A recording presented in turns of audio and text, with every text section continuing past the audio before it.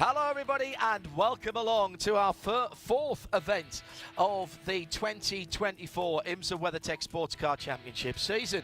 I'm John Hindorf in the Ford Performance Global Broadcast Centre. Jeremy Shaw is with me and our CrowdStrike pit lane reporter is Shea Adam. And we'll be bringing you all of the action in the first of what we call our normal length races this year. 2 hours and 40 minutes are on the clock for the Motul course to Monterey, powered by Hyundai.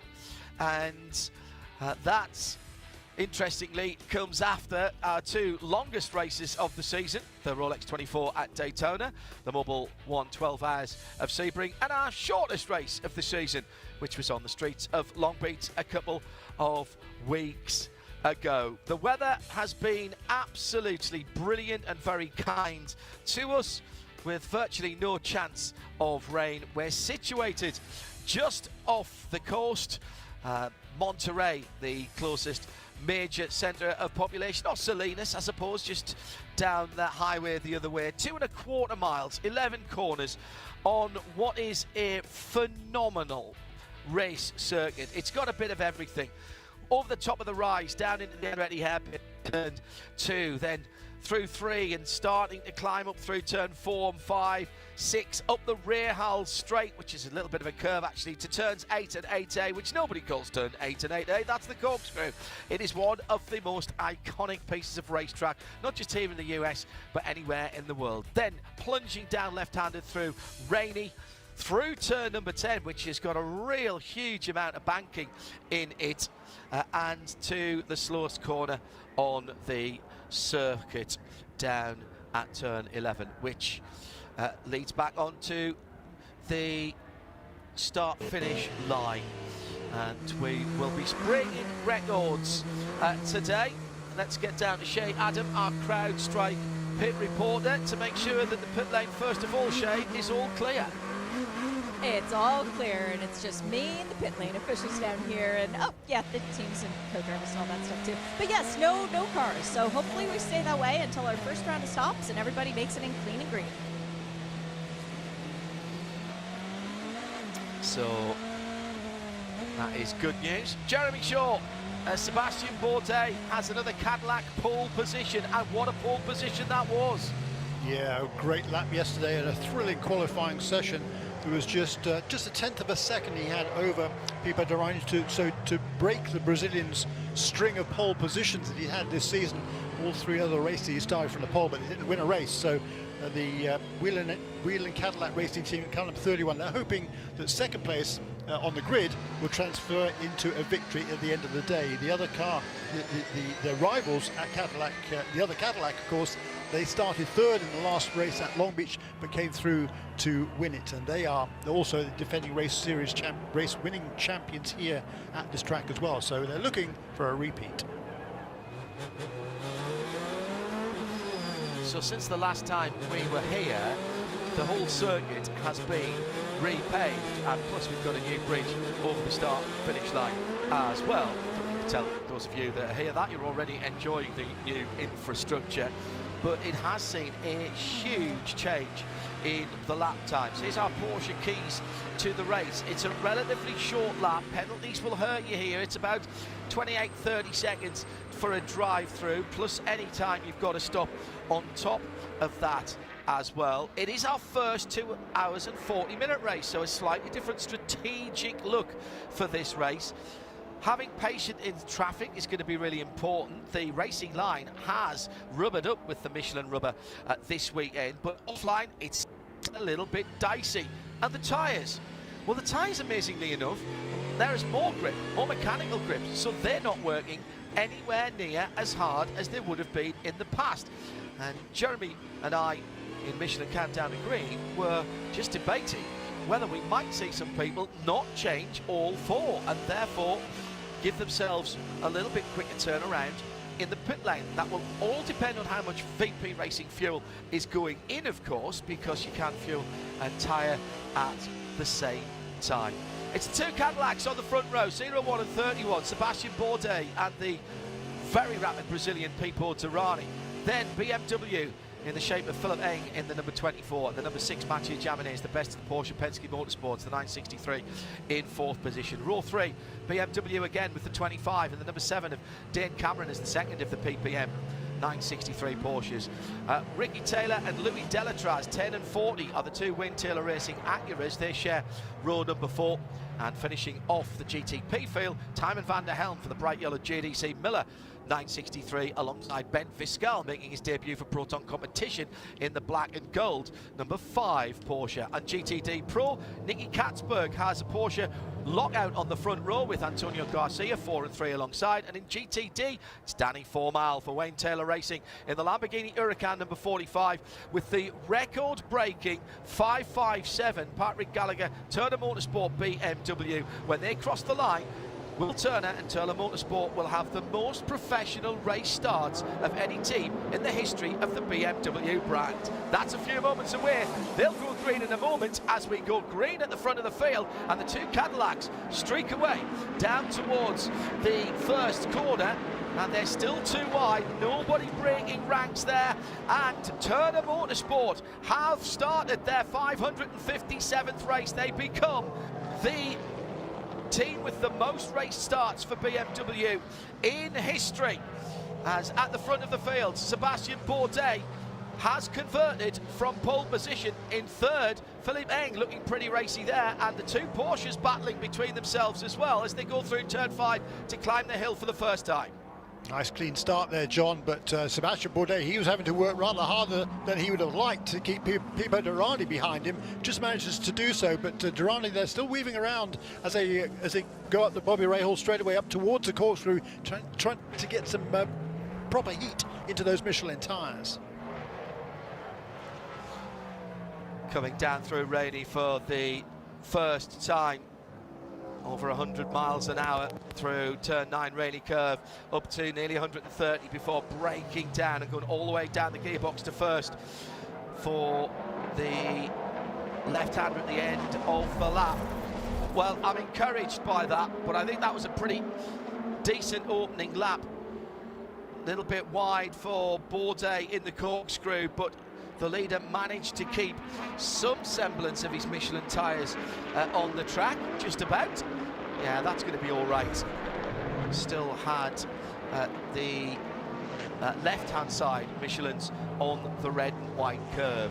A 1:19.5 off the start, Jeremy. I suspect by the time they come round next time, the 1:16 lap record is going to be under threat, even with tyres that are still coming up to temperature and pressure and a full load of VP racing fuel.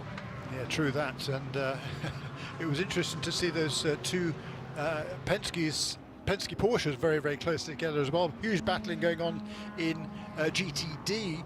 It looks like the Lamborghini has still maintained that position at front. Danny Formal, really good effort by him to running behind those top 6 GTD Pro cars, and then a big battle for second. Patrick Gallagher just about holding off Russell Ward. The guy lost out at the start in GTP was Colin De Filippi, who contrived to lose 3 positions on that first lap. I didn't quite see what happened there. I presume he got shuffled a bit wide at the Mario Andretti hairpin, but I didn't see it. Indeed, so that is a new lap record, 1:15.676 on the first flying lap. The old record was at 16.4, so put Sebastian Bourdais' name in the books again, but I fancy that probably won't be the fastest lap of the race. No. And in GTD Pro, Nicky Katzberg goes to a 1:22.3. See above comment. I think that was a 24.4, wasn't it, in the past. Antonio Garcia's gone even faster. And in GTD, Danny Formal, who started from pole position in the Lamborghini Huracan number 45, has done a 22.9. So I think that's the full set, ka-ching, on what is effectively the first proper flying lap after the green flag. Don't count the first one because you're not fully up to speed as you run to the line. We've smashed all the existing lap records, Jeremy. Yeah, and RP might have smashed a lap record because I believe he was at the WC race yesterday, so he's hot-footed back here. Yeah, so he's here to cheer on his 2 cars, running 4th and 5th at the moment in lockstep, but already they lost a fair bit to the top three, and in fact already Sebastian Bourdais is extending his lead. 14s now, 1 minute 14.85 for Sebastian Bourdais. That is not hanging about. Yeah, the joys of not having to try a fly commercial, Jeremy, because that WEC 6 hours of Spa actually went an hour and 40 minutes over time because they stopped the clock during the red flag and then restarted with what was left, so they didn't finish till well after 8 o'clock. They should have been finished at 7 o'clock, didn't finish till after 8 o'clock. So RP obviously being able to dictate his own schedule. Little bit of bump and grind for Mike Skeen. So he was trying to go by Frankie Montecalvo in the Vassar Sullivan Lexus RCF GT3 and has in fact got that pass done, as Martin Kirchhoffer now has the best time in GTD Pro. Great run for Pfaff Motorsports in the new livery for them for this weekend. The McLaren wearing red and white, that number 9 car, and a 1:21.924. Kirchhoffer's been pretty good all weekend, Jeremy. Really impressive for the Canadian team. Yeah, indeed so. I mean, first time here, and that team did not test here. So, yeah, you know, even for the drivers who've been here for many, many years, it kind of feels like a new racetrack because of the amount of grip that it now has compared to what it used to be like. So it's not such a disadvantage as it might normally be for a driver going to the track for the first time. I mean, experience is everything in this sport, and certainly, you know, when you go back to a track for a second time, you're always going to find a bit more speed and learn some of the nuances of the racetrack. But now, all those nuances are different to what they've been historically in the past. So for someone like Marvin Kirchhoffer, particularly if you're as good as he is, as he has been throughout his career, either in open wheel or since making the move to sports cars, you know, it's just like it's a lot easier for him to get up to speed compared to some of the other contenders. Through the pit lane for our first drive-through penalty of the day was the Forte Racing Misha Goikberg driven Lamborghini Huracan. That was for blocking, and he looked like he was pretty quick down through the pit lane as well. That's already been served then for Misha Goikberg.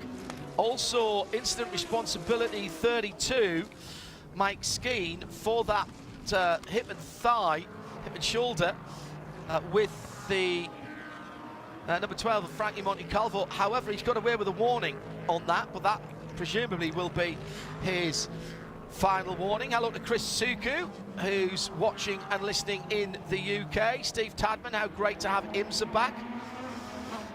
Good to know that you're on. And guess what? My eyes did not deceive me. The Forte racing car was plus 20 kilometres down the pit lane. 20 kilometres an hour, so he'll be back in for that. So he saved no time at all. At IMSA Radio, if you would like to get in touch with us. Confirmation that the Liquid Moly 557 then has started the race. Patrick Gallagher second in class, under a little bit of pressure at the moment from the Paul Miller Racing Madison Snow GTD Pro car. They're not battling in class, same cars, same performance potential, same balance of performance, just in the two different classes which are separated by the driver lineups and how they are built by the teams. 5-5-7 starts for Will Turner and Turner Motorsport. Brilliant stuff. It started for them in the pro ranks back in 1998 at Topeka in Kansas, when Will was racing an E36 325 BMW, and they've raced nothing but the Bavarian brand since. And that's going to be a stop and hold penalty for Misha Goikberg as the AWA Corvette gets a little bit sideways as well going up the hill. That's going to be 20 seconds, so that is going to be a loss of the lead lap in class, Jeremy. Just what we've seen, Porsche keys the race. Penalties can quite easily add up here. That's an awful start to the race for Misha Goikberg. Yeah, it is not exactly what he didn't want in that car, that's for sure. But yeah, a long way to come back from it, and that team always has good strategic decisions.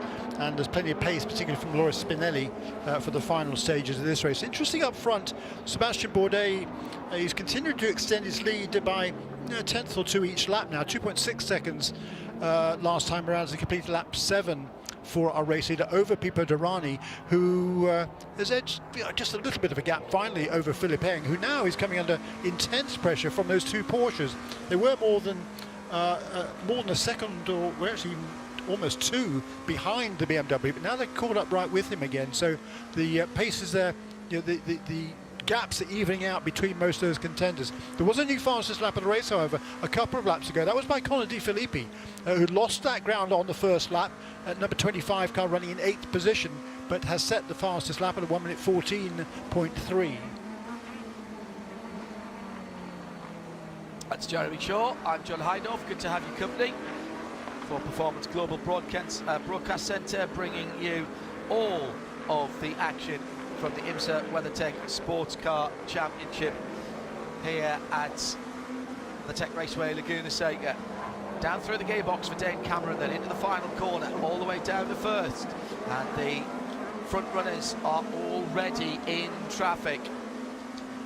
Sebastian Bourdais with 1.1 second of a lead, up over 150 miles an hour for the two Porsche GTPs before they head to the back of the Sheena Monk-driven 66 NSX Honda GG Wentworth machine. So they're carving their way through the back of the GT field at the moment. Now, we'll talk about energy for the GTPs as well. This is the combined electrical and petrol power, and each of the cars, as part of the balance of performance, have an amount of power that they can use within a stint from pit stop to pit stop. Now, remembering that the electrical hybrid power doesn't boost the engine, it takes over from it. And so it's a question of balancing that through the stint. So we'll be talking about how much energy there is remaining. That's not just fuel, that's the whole energy coefficient, if you will, for each of the cars. And at the moment, Louis Delatraz has 81% left of his energy. Now, if you want to see exactly how that works for the 10 cars in the top class, and they're the only ones that have this, if you go to IMSA.com/GTP-telemetry, you can see the same numbers that we have. Everybody on 80% at the moment. There's also live traces for gear shift, for their speed, and whether they are on the throttle or the brake, or indeed both. And when they're in the pits, it will show you whether they are changing tyres as well. That's www.imsa.com/GTP-telemetry, getting you closer to the action with our digital portfolio here on IMSA Radio and IMSA TV, with 2 hours and 28 minutes still to go. And Bourdais, Jeremy, setting sail at the moment, over 2 seconds ahead of Derani. Yeah, he's working his way through the traffic, of course, now in GTD, and that gap is sort of fluctuating as it is amongst all of the leading contenders here as they work their way through. It's really interesting. I mean, traffic taketh, and traffic giveth away as well. You know, you're going to lose some time, and then you're going to gain some time relatively to your rival. Hello to Johnny Main, one of the Orange Army in the UK, to right turn lover as well, saying 5:57, such an impressive number for Turner Motorsport. Who was the previous record holder? Well, we mentioned that was Schnitzer BMW, the late Charlie Lamb's team, much missed in sports car racing. Now, a couple of moments ago, second, third and fourth going past the quarter 32 green AMG, and it looks like Pipo Derani just caught the front edge of that GT car. Pipo down the inside, and the 32 turning into the prototype this time for my money, and that was Mike Skeen just misjudging that one. He's on the other side of the car as he turns into turn 3, so we're not going to blame him that much. It has been a bit of a cause célèbre recently. Pico Derani, of course, having that spectacular accident at Sebring, from which he walked away, though the car was upside down on the tyre wall.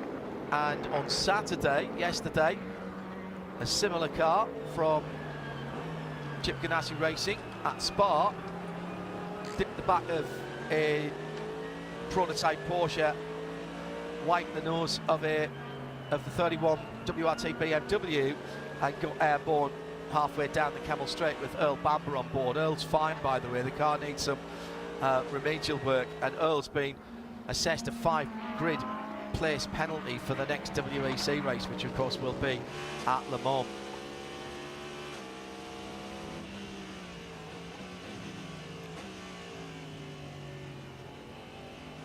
So still running with a decent bit of margin at the front of the field. In fact, even through traffic, Jeremy, Sébastien Bourdais really showing his worth, because he's made that 2-second lead to 2.3, even though he's hitting the traffic first. And that's always the danger, isn't it, for the leader, that you kind of, and I'll say this, I don't mean it detrimentally, but you kind of wake up the traffic because you're the first one coming to them. Yeah, I mean, you know, all the GT drivers know that there's a GTP car coming up behind them. They have spotters out there, plus they have pretty good systems on these cars to alert them to traffic coming up behind them, faster traffic coming up behind them. But still, it's certainly, you know, the driver of the passing car, i.e. Bourdais as a leader, he's always a little bit wary as to whether or not the guy has seen him coming. So it is a bit more difficult from that perspective. But the gap, certainly from first to second, it's fluctuating. But he's now going to have clear laps again, having negotiated all of that GTD traffic for the first time, with now 12 laps in the books, and all the GT cars 1 lap down. He's now going to have a few laps, or quite a few laps actually, of clear running again. And already the last couple of lap times were an 18.2 and a 17.1. Then immediately, now, even though he passed a few cars on that last lap, a 16.1 last time around. So you know, he'll be grateful for that. And the gap, it had gone out as much as 2.3 seconds. It came down to as little as 1.6, but as you just said, John, out to well over 2.5 seconds now. Got the number 86 Porsche off the circuit between turns 3 and 4. Kerong Lee for MDK Motorsport in what is a very elegant dark red metallic and bright yellow colour scheme. He's back on the circuit. He was running down in 14th place ahead of only Misha Goikberg for MDK, and I'm pretty certain he's got back out ahead of Misha as well, so he'll hold on to that 14th position in class. Let's check in on the GTD Pro action and the first of our VP in race updates. Nicky Katzberg leads by about half a second, with Antonio Garcia sitting in behind him, his teammate. That's 4 from 3, the 2 Chevy Corvettes. Then it's Marvin Kirchhofer, the McLaren of Pfaff Motorsport, about 2 seconds behind. He's got 3/4 of a second on Jack Hawksworth in the Vassar Sullivan Lexus number 14, and Seb Prio for AO Racing in Rexy, the bright green Porsche 911 number 77. And he's got about a second on Mario Farnbacher for Heart of Racing team in the Aston Martin. That's the top 6 in GTD Pro, running in those positions from 11th down to 16th on the timings scoring monitor. Danny Formal from Paul leads for Lamborghini, and for Wayne Taylor Racing with Andretti Global. The 45 car has a second on Patrick Gallagher for Turner Motorsport in that Liquid Modified 57. And then Russell Ward for Winward Racing is 3 seconds further back, and with the GTD Pro behind. The top 6 in GTD made up by Korthoff, the 32 car that just had that little ding with Pipo Derani, Spencer Pumpelly for Heart of Racing's number 27 car, and Frankie Montecalvo for the Lexus RCF number 12. Lexus back to running 1 car in each of the GT categories, GTD Pro and GTD, after the course they ran 2 cars in GTD at Long Beach because there's no GTD Pro. Hello to René de Boer, listening from the terrace. after a beautiful sunny Sunday. Listening and watching. Renee, good to know that you're online. See you, I'm sure, in the next month or so at 1, 2 or more racetracks around the world. Getting into a very busy serial now for international sports car racing, with the next round of IMSA coming up in Detroit, which is the same round, the same weekend as the Le Mans test day. Excuse me, no it's not, that's the same weekend as the Nürburgring 24 hours. Then it's the Le Mans test day, which is the same weekend as Mid-Ohio for IMSA. Then we've got Le Mans. Then there's the Watkins Glen IMSA race, and then there's the Nürburgring 24 hours as the Spa, CrowdStrike Spa 24 hours, excuse me, the weekend after. No peace if you're in sports cars at the moment. Isn't that fantastic? The Ford Mustang running its tribute livery this weekend, Jeremy, which is an homage to championship winning Ford Mustangs of the past. Yeah, a whole bunch of them, and I think the car looks really cool actually. And whatever corner you look at it, it's a different colour, which is makes it a bit complicated, particularly the fact there's 2 of them out there, and the only difference I think I've found is the window strip, the windscreen strip, which is black on number 65 car and white on number 64. So it's really difficult to tell the 2 cars apart if you can't see their windscreens. But I think it looks stunning. And as you say, I mean, there's been so much success for Mustang over the years, over the past 60 years. This livery was actually unveiled in Charlotte 60 years to the day after the introduction of the first road-going Ford Mustang back in 64. So that in itself is pretty cool. But I love that orange on the left front fenders, which goes back to the Parnelli Jones and George Follmer Mustang days back in the Trans Am in the early 70s. Really cool. Yeah, that birthday was the 18th of April, 17th of April. See, I knew I would get that wrong. 17th of April, and there's a lot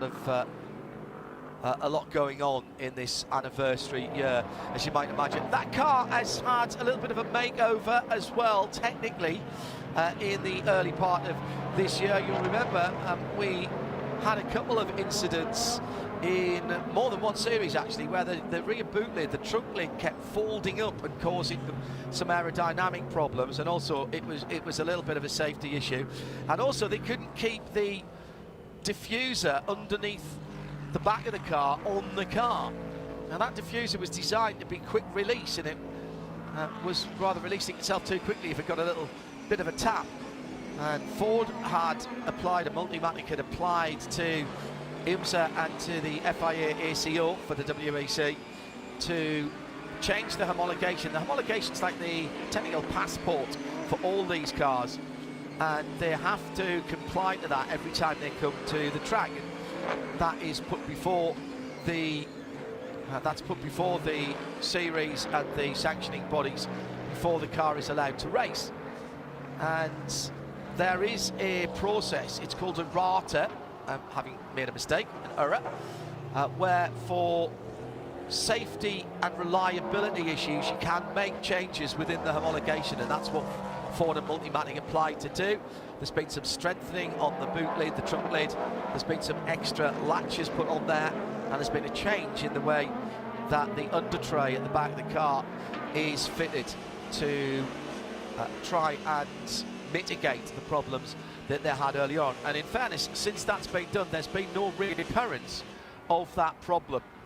Let's check back in with the front of the field for a moment, as Sebastian Bourdais is now 8.2 seconds ahead of the similar car of the Whelen Cadillac Racing Team, the 31 of Pipo Derani. And in GTD Pro, it's Corvette from Corvette, 0.7 of a second. How many times down through the years, Jeremy, have we seen this with these guys putting in lap times that were within half a second or so of each other? That seems to be the Pratt Miller and Corvette racing way. It certainly does, doesn't it? And they're running in kind of lockstep at the moment, and looking very, very strong here in the early stages. They tested here, of course, as did quite a few of the teams a week or two ago, and they're clearly reaping the benefits of that. But I tell you what, out front, Danny Formal doing a really nice job in that Dex imaging, and WTR Andretti Lamborghini still leading in the GTD section. He's pulled out about a second and a half over Patrick Gallagher, so those two positions unchanged from the start. At the front of the field, however, Sebastian Bourdais has clearly lit the blue touch paper, because he is just firing off into the distance. He set a new personal best lap 4 or 5 laps ago, and then a new fastest lap of the race on lap 16. We just completed lap 19 at a 1 minute 14.19, and all of a sudden now he's 7.5 seconds ahead of Pipo Derani. That is a surprise. Just looking down the top 10, 25 BMW, the Team RLL Conor De Filippi car dropped down from the start, and Shea Adam might be able to give us a little bit of a CrowdStrike pit lane update on that car. The crew members are limbering up for the 25 BMW. So Conor De Filippi looks like he's going to be coming in to get 4 new Michelin tires. They say Tech-6. So this is the final set of the weekend for this team, or at least the last one that they allotted. There were 6 sets for the weekend, 3 that you were allowed to use between qualifying the race. This doesn't mean that they're out of new tires. It just means that they're using set 6 next. The other team that was just up on the wall, which is a little bit interesting, for Super Mario Farnbacher, sticker Michelin tires. No sign of a helmet in Ross gun as of yet. Oh no, wait, nope, there is. They are going to put Ross in on their next stop, and it looks like that's going to be soon. Minimum drive time was only 10 minutes for the 2 pro classes, so we could see driver changes ASAP. Yeah, good point. Just 10 minutes in the pro classes there, Jeremy, for drive time. Yeah, correct. And I think for Conor De Filippi, I think he knows that car is faster than it's showing now, so he's looking for some clean air. I think he's tucked up behind the 2 Acuras. Now, all of a sudden, there's a train again. The cars from 2nd through to 8th position, which is Conor De Filippi, pretty much nose to tail, separated by less than a second each of them. And he feels like he's been held up, so bring him into the pits, get him on perhaps a fresh set of tyres, and try and turn some fast laps so that he can kind of undercut those other contenders. If he comes in and makes a pit stop now, turns some faster laps than the cars he's racing with, by the time they come into the pits, you're ahead of them. That's the theory. Waiting for pit stops to start then. We're hearing Hartnett Racing, the number 23, will be into the pit lane next time around. Philippe Eng ahead of the 2 Porsches of Mathieu Jaminet and Dane Cameron. 3rd, 4th and 5th down into the Andretti hairpin with traffic ahead. And one of those 2 Mustangs that Jeremy was talking about, just easing to driver's left. And looks like there's going to be a reasonable amount of cars coming in. And also hearing that the Wayne Taylor Racing Acura has been pinged for overpower, using too much power. Now, at the moment, that is a warning. We've seen this before, so let's keep an eye on that and make sure that they're done. But there are torque sensors on each of the GTPs, not yet been introduced into the GTD class as it has been onto the GT cars in WEC, and basically that will give a real-time reading to IMSA and to their technical department about how much power is being used at an instant, not through the stint, through the instant. And De Filippi has peeled off into the pit lane. Shay will get to you in the moment as the Porsche is right, it's number 7 Porsche right up behind Delatraz. So Dane Cameron had a little incident there, and the number 10 car has been black flagged, so a warning for Wayne Taylor Racing number 40 Acura, and for the number 10 car, that's a tyre pressure issue that they have been having, so they will have to come into the pit lane immediately. Shea Adam with BMW and Conor De Filippi. drama with this car, John. They've done the fuel, they've done the driver change, but the right rear wheel refused to come off. Now they're able to put a new Michelin onto this car, drop the car off the air jacks, and Nick Yellowly taking it back out. So that was yellow helmets getting into both the 25 BMW MT RLL hybrid and the number 23 Heart of Racing team, who had an excellent stop. Mario Farbacher got out, Ross Gunn got in. So that number 10 car, Jeremy, will have to come in straight away. Now, what happened to Dane Cameron? It was up at the top of the corkscrew. Oh, and he got a bit of a hip check as well from Louis Delatraz. And that shuffled the pack at the top of the hill. And is the car okay? Oh, and then clipped the green numbered GTD number 12 Vassar Sullivan RCF. So it's getting, as we thought, Jeremy, in this and our keys to the race in the Michelin Countdown to Green, our Porsche keys to the race. Patience in traffic. GTP drivers not showing much of at the moment. Looks like they're all driving for their jobs at the moment, and we're not even halfway through the season. Yeah.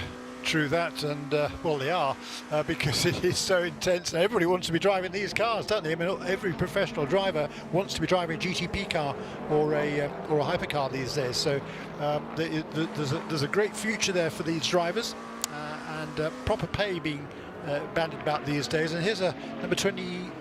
Second place car coming in for a pit stop as well. He'd lost a lot of ground, however, to Sebastian Bourdais, and we've got, what, 2 hours and 9 minutes remaining. These cars can do, if they're on fuel save, I believe the GTP cars can do about 65 minutes of all green racing. So from here to the end, they can get there on one stop, but they will be having to save some fuel. They need some caution in order to be able to go flat out to the end. And that's why I think Sebastian Bourdais will stay out probably another 5 or 10 minutes to give himself much more of a buffer for those the timing of those final two pit stops. Final pit stop, I should say. Shay Adam is watching the pit stops for us, our CrowdStrike pit lane reporter.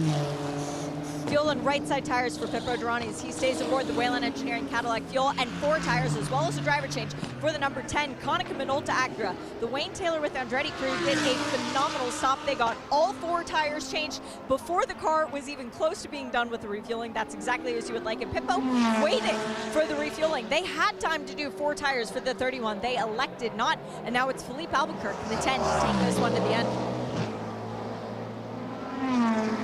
Rejoining through the first corner and onto the back straight, or onto the short straight, should I say, between turns 2 and 3.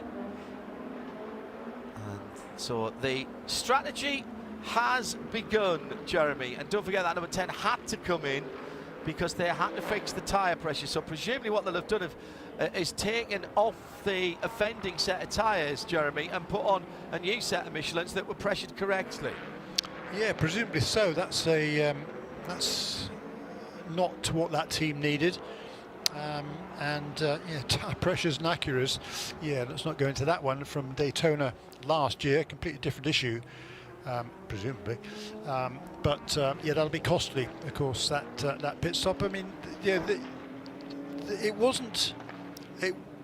I don't think it was a fact that they couldn't do other service, so it might not be too costly from that perspective. Correct.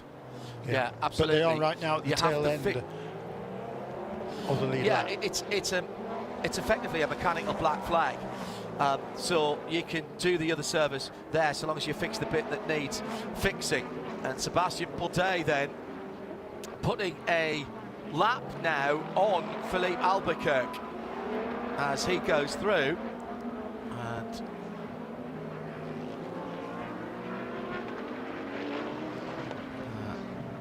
as they go through the early part of the lap. So Bourdais has not stopped. Philippe Eng has not stopped. This is the 01, the 24, the 6 Porsche Penske Motorsport. Mathieu Jaminet, the better placed of the 2 Porsche Penske Motorsport Porsches. Louis Delatraz in the 40 has not stopped. So I reckon at the moment the best of the stoppers in GTP will be Pete Durrani, won't he, in the Whelen Cadillac car? Yes, it is. Sure. Down in 8th position. Yeah, and that So Nick how's this Yelly, going to play out? yeah, and the BMW car number 25, they lost a lot of ground during that pit stop because they came out 18 seconds behind even the number 10 car. So very, very costly miscue there, or problem in the pits for number 25 car. It's really a shame. They got no luck at all this season. I mean, that car was really fast at Long Beach last time out. Nick Yelly qualified that car on the front row of the grid. The first time a BMW has qualified on the front row. And a really good, strong race too, until the timing of the full course caution in the middle of the race just killed their strategy. And then after that, they're involved in an accident as well. So the race things went from bad to worse for that number 25 team. But other than that, they were super strong there, and they've been looking really strong all this weekend as well, as evidenced, of course, by Philippe Eng. But he's now 16 seconds, nearly 17 behind the race leader, Sebastian Bourdais. That's a sister car, number 24 for Philippe Eng.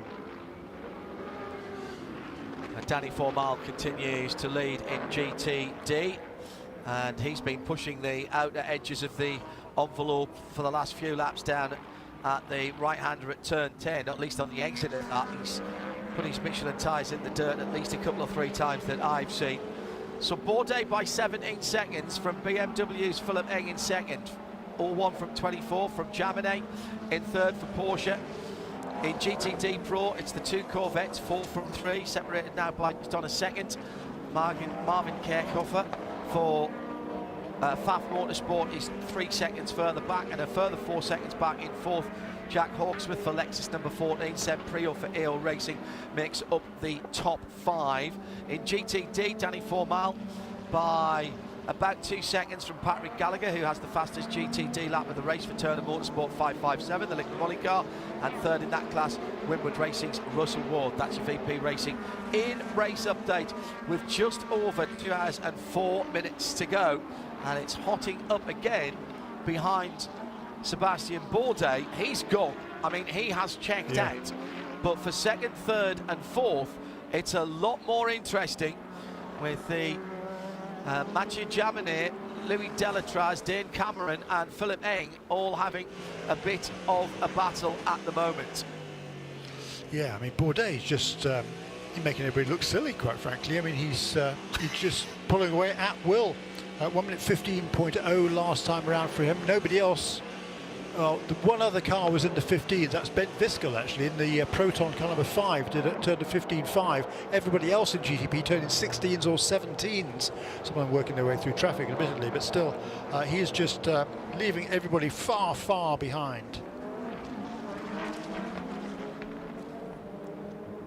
Yeah, that little battle that I was referring to, that was Louis Delatraz, Dane Cameron, Timon van der Helm was just a little bit further back, and in there is Nick Yellerly. Actually, he's a lap down now to the leaders in GTP in the number 24 BMW, as is Philippe Albuquerque in the number 10 at your ARX06.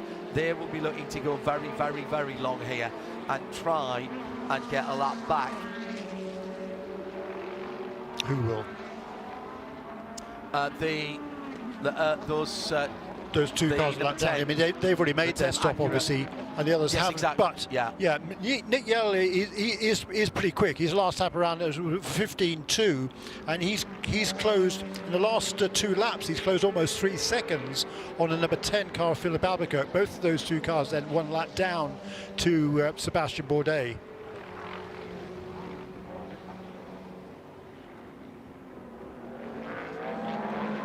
It's a 1-horse race in GTP, but in GTD Pro, it's a 1-car race at the moment, although the McLaren's hanging in there fairly well. It's 2 or 3 seconds back to Marvin Kerkhofer, who is pulling away from Jack Hawksworth. The gap between third and fourth now has gone up to 4 seconds, and Hawksworth instead having to fend off that Porsche of AO Racing and Seb Prio, but the 2 Corvettes running in lockstep at the front of the field in GTD Pro, as they were yesterday in qualifying. Jeremy Shaw. He's with me, John Hindhaugh, from the Ford Performance Global Broadcast Centre. So with coming down to 2 hours to go, if you are just joining us, been pretty clean You see, I said it, didn't I? Get the hashtag blame Hindhoff memed ready. Pretty clean start to the race. Hello to Cape Town, South Africa, where Carrie and Ray Lethan are watching and listening.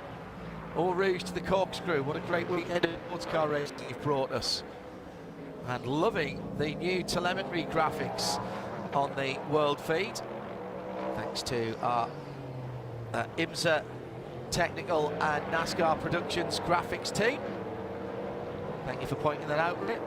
On YouTube as well this weekend, you can always get the world feed vision from IMSARadio.com. I know that sounds odd having pictures on what appears to be a radio site, but obviously we are the world feed as well.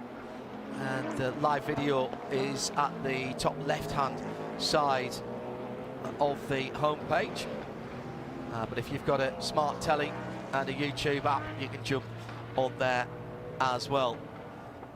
So 34% of energy remaining for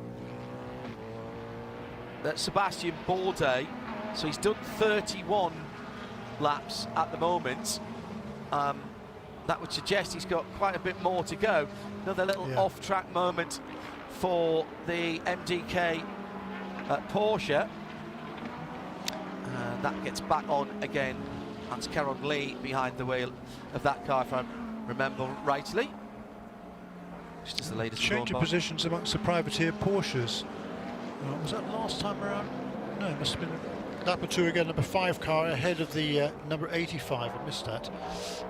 So Ben Viskel making his debut there here, a strong one. He's got past Tymon van der Helm, and those two they're running about the same. Interestingly, the gap back from them to Pipo Derani hasn't changed since Pipo Derani made his pit stop. It's about 43 seconds between the 7th and 8th place cars. So Pipo Derani making no ground whatsoever on those two privateers Porsches. That's kind of interesting to me, because the two Porsches are about 27 seconds behind Sebastian Bourdais. Of course, in the class of his own, he's 17 seconds clear now of Philippe Eng in 2nd place, who's still being tracked by Mathieu Jaminet in number 6 Porsche.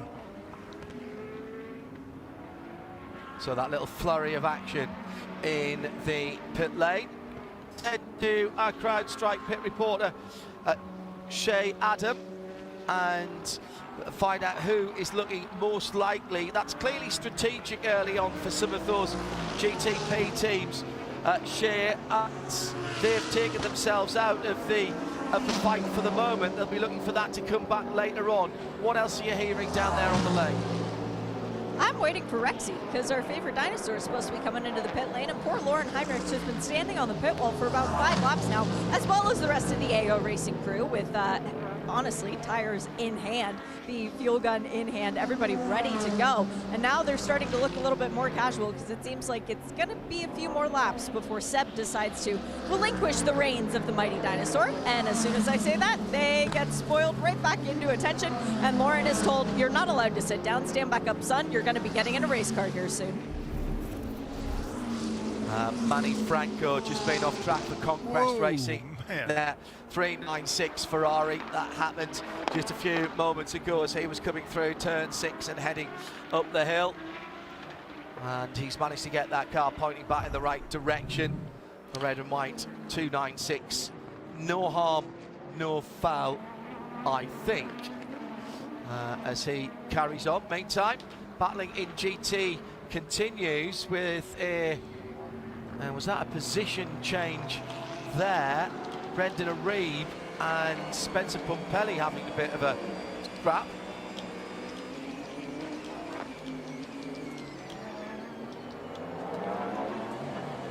Everything a bit jumbled up on the track at the moment.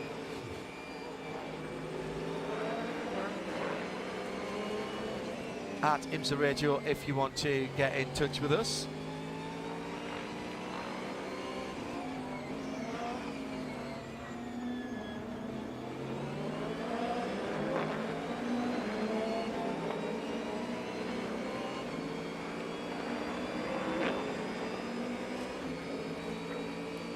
On board with the 7th position GTD Pro car of Dirk Müller. who is not been a stellar day for the Ford Mustangs here, and Dirk's car hasn't been as quick in the number 65 as the number 64 car, who was out qualified by Rocky, who is pulling, he's about 7 seconds ahead of him. Actually, it's not, he's about 15 seconds ahead between those two Ford Mustangs, and the privateer Mustang of Corey Lewis is only 3 or 4 seconds behind Dirk Mueller, so it's been a struggle for them. And here now is our GTD Pro leader into the pit lane. And Shea Adam is waiting for him. It's a full-service stop. Fuel, tires, and Tommy Milner installed behind the wheel of the number 4 Corvette that started from the pole position. These are sticker Michelins. Ooh, good catch. They almost installed the wrong tire on the right front. That would have been a problem once they had left the Michelin RFID readers. That would have been picked up and noted. They're doing a windshield tear-off for Tommy as well. The good news is, no harm, no foul. The fuel probe is still attached, so Corvette Racing has not lost anything. Pratt & Miller with this team, the name proudly displayed on the car and every fire suit. There we go. There's Tommy Milner out on the track. Rexy did come in, by the way. It was fuel, tires, and the driver change. Lauren Hiram taking over for Seb Prio, as we must have met minimum drive time in GTD, because it's about to get really busy down here. We'll take a deep breath, and Shay, because we'll be back to you for all of those stops wherever you are around the world. We are under 2 hours to go, and here comes Brendan Arieb for the McLaren number 70 Inception. This will be fuel, tyres, and I presume a new driver as well, as Brendan Arieb has made his drive time shift. That's exactly it, and hoping that the car is okay. Arieb seemed to lose quite a bit of pace at the end of that stint. Into the pit lane also, we've got the Lexus, the number 14, Vaster Sullivan. That's the pro car. Jack Hawksworth could be staying aboard. I don't know that I would take him out this early. And the number 34, Conquest Racing Ferrari. Manny Franco has done his minimum time, meaning it is time for Albert Costa Balbara. So he is taking over this car with sticker Michelins. Also into the pit lane, the AWA Corvette. That is Ori Fidani done, handing over to Matt Bell. We've got Mick Grenier ready to jump off the wall for the KPM Mercedes, the number 32, taking over for Mike Skeen. Fuel and new tires for both of those cars as well. And then Windward, the team that won the first 2 races of the season, the 36 Hours of Florida. That's Russell Ward, who is done, and it's now Phil Ellis who's taking over this team. 2 DNFs in the last 2 years at this race. They're looking to put that behind them as they give Phil 4 new Michelins. We've got Spencer Pompelli in the lane for Heart of Racing Aston Martin. He will be staying in the pit lane because it's time for Roman DeAngelis to take over, and guess what? They're also giving him new Michelin tires. They really do like Roman. Who is going to be the next one on the lane? Oh, well, here's a preview for you gentlemen. GTD Pro. I see an Alexander Sims up on the wall. And still, Sebastian Bourdais continues to circulate. 16.7 last time around. He's getting towards 20 seconds here, Jeremy. This is an absolute masterclass by the man from Le Mans. Yeah, it is. It's remarkable. Last time around, a 1 minute 15.6 for Bourdais. The second place car, Philip Eng, a 1 minute 17.2. So there's another second and a half there, as you say. 18 and a half seconds between the 2 leaders at the moment. And yeah, it's a one-horse race, and he can dictate whenever he wants to go. I mean, he can come into the pits anytime he likes, quite frankly. And I wonder whether we might see the car in fairly soon. They can run, the GTP cars can run about 55, 56 minutes at full chat, flat out, without any energy save. So from here to the end, they can do that, and I would fancy we might see Bourdais into the pits fairly soon, because if there were to be a full course caution, the pits would be closed, and he would lose all of that advantage that he has gained.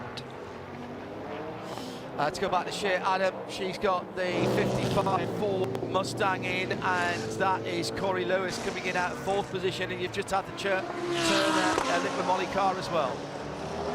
Corey staying aboard, getting fuel and 4 new Michelin tires, but it was a very near miss between he and the Turner Motorsports BMW, who was sent out of his pit box just a few seconds before. As the 2 of them cross paths in perfect synchronicity, it worked out just well. But now it is Robbie Foley aboard the Turner Taco machine, and 4 new Michelin tires. They did have stickers on them still. Into the pits also, Bath Motorsport. That is, yes, a driver change. Ollie Jarvis is taking over for Marvin Kirchhoffer, and they are doing 4 sticker Michelin tires.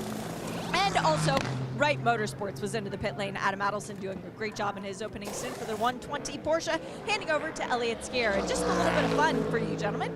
If by chance this car makes it onto the podium this weekend, their strategist, genius, biggest brain in the universe, Bobby, will have to wear a mullet for the next week. I love that sort of stuff. Faf then, the red and white number 9 is back out again. And that Motul sponsored that new livery for this race only. They're going to have a couple of specific livery. Oh, we've got quite a big piece of debris out on the circuit. This could be a full course yellow. And so chance to get into the pit lane here. The pits are closed. This is at turn 2. And there's an L-shaped piece of debris. This is a disaster, Jeremy, for Cadillac Racing and Sebastian Bourdais. Yeah, actually it is. And if there's any good news, number 10, number 25 are a lap down. And so, well, they can stay out and they should be able to get back on the lead lap, I suppose. But yeah, no, this is not good news for those who have not pitted. For those who did pit earlier on, manna from heaven, because this is going to give them the track position that is so important at this racetrack.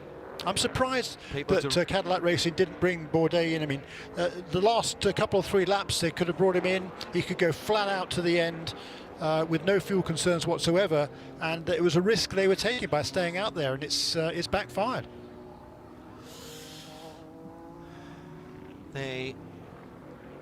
Yeah, it will. If all of the guys who need to pit, Pete or Durrani, will be leading. Try and work out where the bit of debris has come from. It's substantial, and I can't work out what part of the car it actually is. Oh my goodness, the 86 car ran right over it with the front of the Porsche, and now I don't know where it's gone. It's completely it's stuck right on the front of the Kerong Lee 86 car, and it's dragging it along, and we think it's a piece of Porsche, a piece of Penske Porsche at that, that is now right over the left-hand radiator intake. Oh, now it's moving to the middle, and now to the right. Now, if Kerong Lee just brakes really quickly, he might spit that off the track somewhere. Whilst that is going on, let's go down to Turner BMW. Patrick Gallagher did the first part of the race. He's out of the car now because Robbie Foley is in, which means we can take this CrowdStrike pit report and hear from him with Jay Adam. Patrick, you did exactly what they needed you to. Drove out, drove as hard as you could, and kept it toward the front. You feel like this is a BMW that'll actually get you guys to the victory lane today? Yeah, our Liqui Moly Belhaven Investments, Turner Motorsport BMW is really fast. That Lamborghini's not slow either. I was able to keep with him. I felt like I could hold pace with him, but he was just a little better catching the traffic, just getting lucky in traffic. But him and I kind of ran away and hid, it looked like. So I don't know. I just sat down on the box, so I'm not sure if this yellow's good or bad for us. But, you know, we got the best guys in the business here at Turner Motorsport, and his BMW's fast. It's our 557th race, hoping for some lady luck to get us in victory lane. We'll see. Good luck. Thank you, Shay. Well, that piece of bodywork was spit out at turn number 11.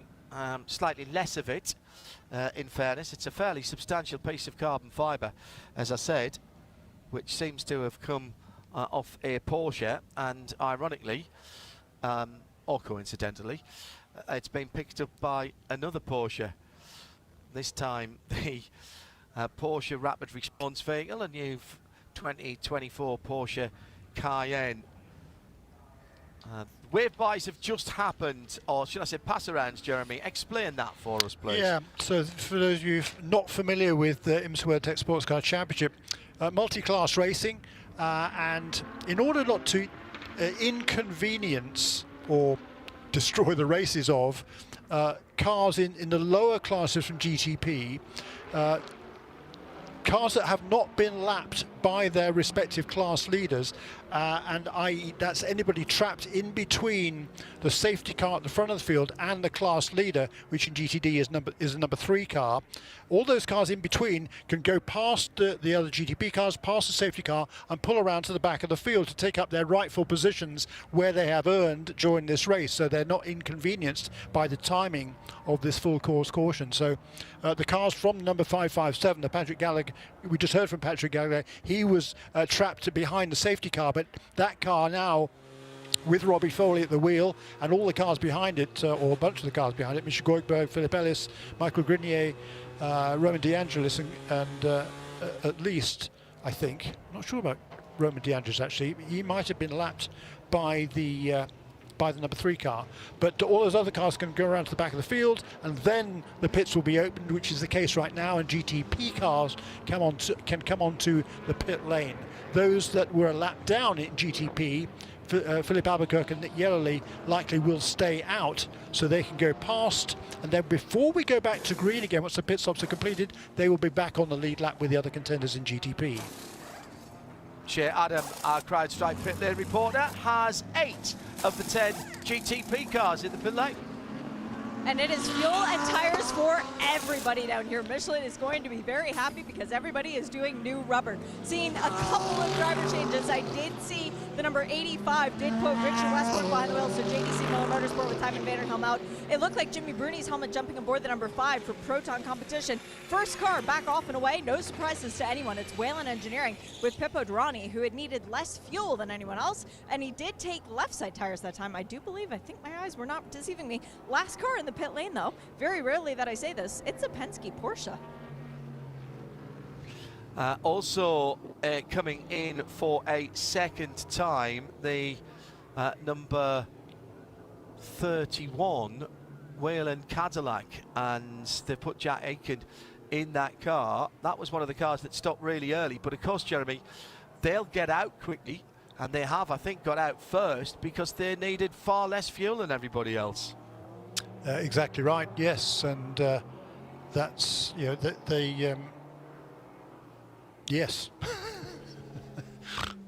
Yeah, I expected them to be leading. I didn't know whether they would risk coming in to the pit lane. So what they've done, and that's really clever, what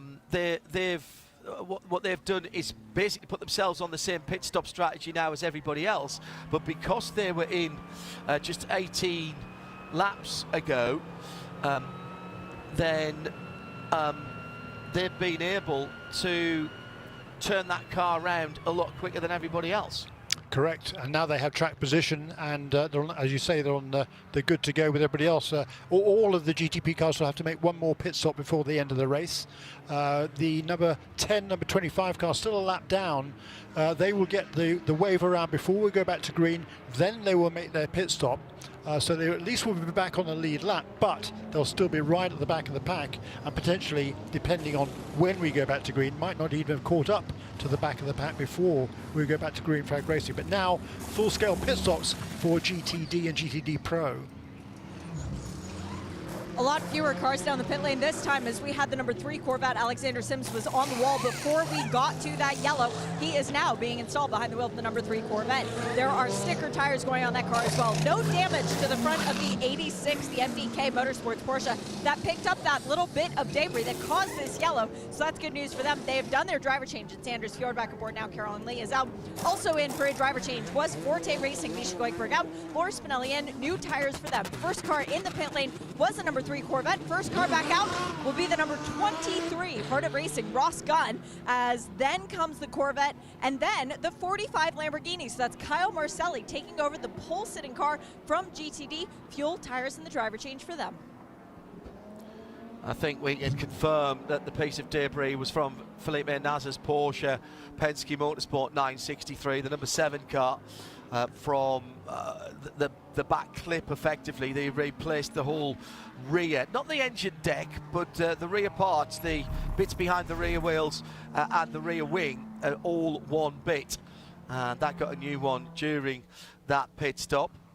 The 01 Cadillac getting all 4 tyres, and that was a set of scrubbed Michelins that were going onto that car.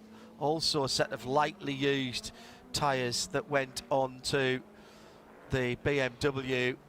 And what did Jack Aiken get? They look like they are, yes, they are, well, they might be new actually. As they are pulling out of the pit lane a moment or two ago. Richard Wiley is a big Porsche fan in Cape Town. Hello, South Africa. Nice to know that you are watching and listening. So, a green flag pit stop early on for some of the GTPs.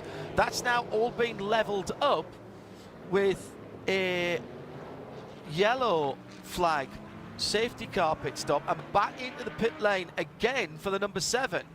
Now, I thought they'd already changed that rear clip, but it's coming in, and the right rear of that car is still broken, Shay. Very much broken, and yeah, they're using this opportunity to change the rear clip. They're going to pull it off. Wow, that came off the smoothest I have ever seen a rear clip from a Porsche 963. Maybe things are finally going their way. Putting the new one on, let's see. Yep, the taillights click into place. It goes, and it fires up and leaves the pit box. That's actually good luck for the number 7. Yeah, extra time down the pit lane for them. I actually thought they'd done that in the original stop. This all happened with some contact earlier on. It clipped the, was that the car that clipped the court off AMG earlier on, and that eventually fell off. Oh no, that was Peepo, wasn't it? It was the number 6 car that was right in behind the Dex Imaging Lamborghini. So which car did the number 7 clip as they were passing? I can't remember now. Somebody can let me know. JC, or JG in fact, in Austria says, just to say thank you, IMSA, for the YouTube stream. I know the rest of the world perhaps you don't feel as your core audience, but we appreciate the service anyway. That's not entirely true, JG. The international feed, even before it was on YouTube, has always been very, very well supported and outperforms the other TV stations that take IMSA, including in the US. So it's always been well supported by the international fans, just giving you, the international audience, an extra way to stay in touch. And remember, we also had the Michelin Pilot Challenge live on there yesterday, and we also have qualifying on there yesterday as well for WeatherTech. And the qualifying is always available to everybody. Out for AWA and their Corvette. Shea Adam has been doing a bit of detective work, and can you remind me who had the side-by-side with the number 7 Porsche Penske Motorsport machine? Well, no, but here's the interesting thing. I can tell you which team just sent a mechanic out to the pit wall to look at any damage under this yellow. That would be the 34 Conquest Ferrari. So I'm wondering if maybe they're the ones who had that contact before. The AWA Corvette was in, and the right Porsche was in only for fuel. They fell off at turn 5. We've got a bizarre situation again. We've had this before. It was at Indianapolis, wasn't it? Where we've got 2 cars behind the safety car side by side. Presumably, we're waiting to find out where they should be. Nick Tandy and Jack Aiken, who will know each other very, very well, have been going side by side. As I say, I presume they're waiting for race control to confirm who should be at the front of the field, but there's been a bit of passing and repassing there. Tandy was in front, now Jack Aiken is in front. Durrani was in front, and then Tandy, and now Aiken again. Yeah. Curious. So 31 and 6 are the 2 cars we're talking about. This is all from when they came out of the pit lane. Now, Aiken was definitely ahead of the 6 Porsche as they go to the line. Yeah. And they were under the yellow, so I'm not sure what was going on there with Porsche Penske Motorsport and Whelen Cadillac racing. However, Bizarre. whatever it is, it's been resolved. Unless they were trying to tell the Porsche Cayman safety car to go a bit quicker, the pair of them, not sure. Yeah, but I mean, you're not allowed to overtake behind the safety car unless you're told to do so, and Nick Tandy did. Kind of weird. Hello to Dave Alcock, listening and watching in the UK. He says, how come your camera operators seem to know exactly what us fans want to see? They are clearly using the power of their minds to read us. Yes, and our production team at NASCAR Productions up in North Carolina, who are cutting all the pictures for the Ford Performance Global Broadcast Centre and you watching worldwide. Aaron, Christine, Keith D'Alessandro and the rest of the team. And there are legion, as well as our excellent camera operators. Not quite as busy a day, as long a day for our camera operators on post today, but we thank them all. Johnny Main, who is a British Marshal, says, I give penalties for the Porsche and the Caddy. Messing about like that on a safety car is not a good look. No, it's not, quite frankly. It's absolutely right. I don't disagree with that. Now, Race Control have just said the order between 31 and 6 is under review. So that was going on whilst they were side by side. But surely you just wait until somebody says swap positions. I don't understand. Hello to Jose Sederia in Portugal. Who's going to take the Cadillac racing gig next year, do you think? Shay, Jeremy and myself are putting together a bid for that. That would be Shaw Adam Hyundai Racing.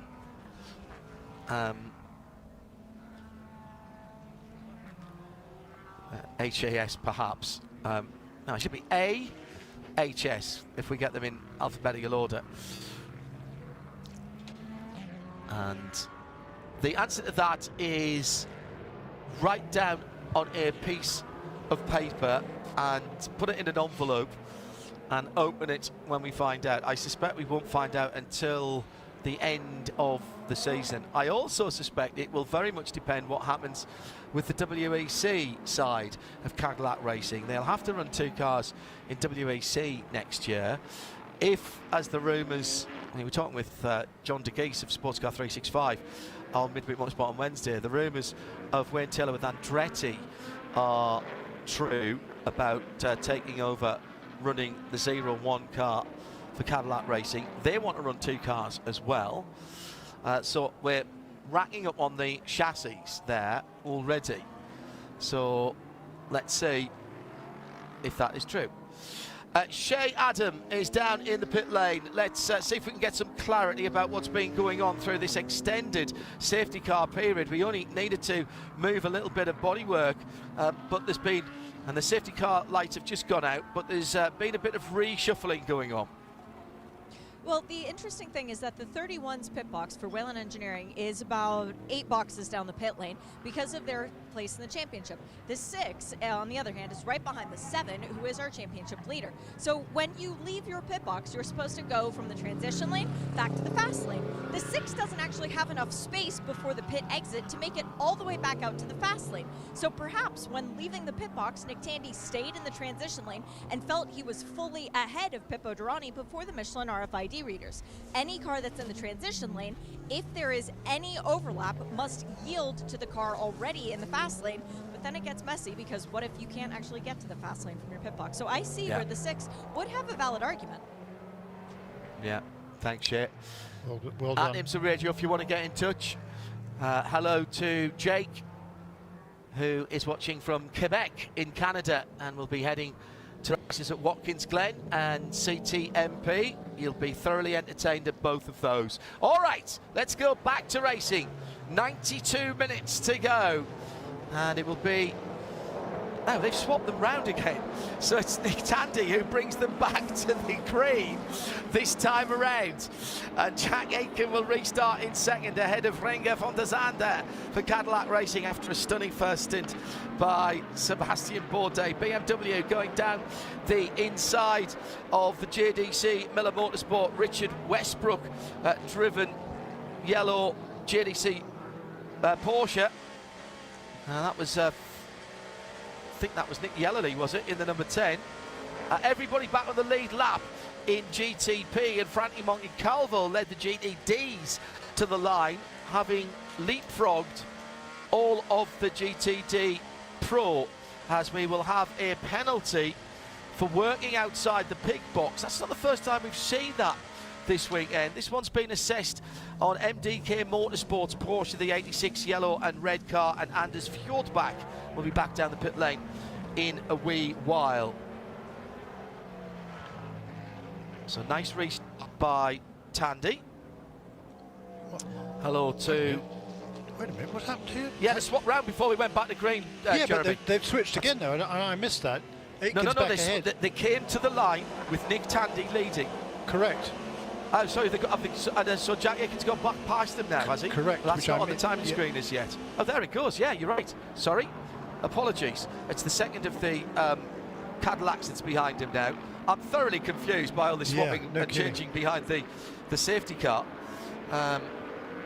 The timing screen, which I actually rather like, does only change at the start-finish line.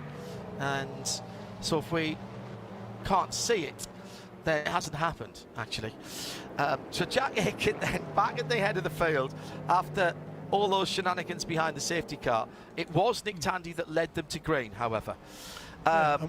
Drive through for the number 70. Sorry, Jeremy, go ahead. What happened? Number 85 car got shuffled out as well. He was running in 6th position at the restart. All of a sudden, he's last in that train. That's Richard Westbrook. He got shuffled out somewhere. Got pushed off line. Well, yeah, got pushed off line at the restart. Right. By and one of the BMWs. Bourdais passed Nick Tandy at the corkscrew. That's Renger van der Zande. Excuse me, of course, there's number 01 car. Yeah. Yeah. Richard Westbrook got pushed offline on the restart at the hairpin by one of the BMWs. Loris Spinelli's been down the pit lane for Forte because they didn't do the minimal full refueling time. That was his drive-through. So a couple of pit lane penalties there. We'll settle down and just get back racing in a second or two. The Jack Aitken then, with Nick Tandy struggling to, in fact both of the Porsches struggling to get back up to pace. They do seem to take a wee bit longer to get their tyres back up to temperature and pressure. Also a big sideways moment there for Philippe Albuquerque in the number 10 Acura coming through turn number 10. All a bit untidy at the front of the field at the moment. Yeah, pretty much the same in GTD as well, because Parker Thompson was leading at the restart in car number 12 in the non-pro car, and he's now got shuffled a long way back. Frankie Montecalvo, surely it's Parker Thompson driving that car, isn't it? This is the number 12 car number 12 car, yeah, it should be Parker Thompson. Yeah, Robbie Foley leading that category. So yeah, because Parker got shuffled back a whole bunch of positions. At IMSA Radio, if you want to be in touch with us. The 01 now back into second place then, so it's the two Cadillacs. Parker is not in that car. He's still sitting on the bench in the pit lane. What? So timing is correct. So they'll make one further stop, presumably, as they will have to, with an hour 27 remaining. So Frankie Montecalvo is in that number 12 car. She has seen the Canadian with her own eyes. I was told he was going to be getting in the car. That's weird. Jimmy Vassar has confirmed that as well. Thank you, Jimmy. Return phone calls. Yes. Best lap in GTD has just gone to, I'm sure, a very fired up Loris Spinelli after his drive-through in that Forte Racing Lamborghini Huracan. The GTD lap record now standing at a 1:21.368. And more debris, more of the cheese wedge from behind the rear wheel of one of the cars, and that's been broken off recently. It's not the same piece as before. It's turn 2 again, though. Same spot on the track. If we can just have the 86 to go and pick that up and bring it back round for us, please. That'll save everything being neutralised. How far offline is it? Let's see as they come through turn 2 and down towards turn 3. I can't see it there. Well, race controller reporting it on the exit of turn 2. Okay, the number 12 car didn't come into the pits at all. No, it hasn't made down the pit lane yet. Right, oh, yikes. Okay.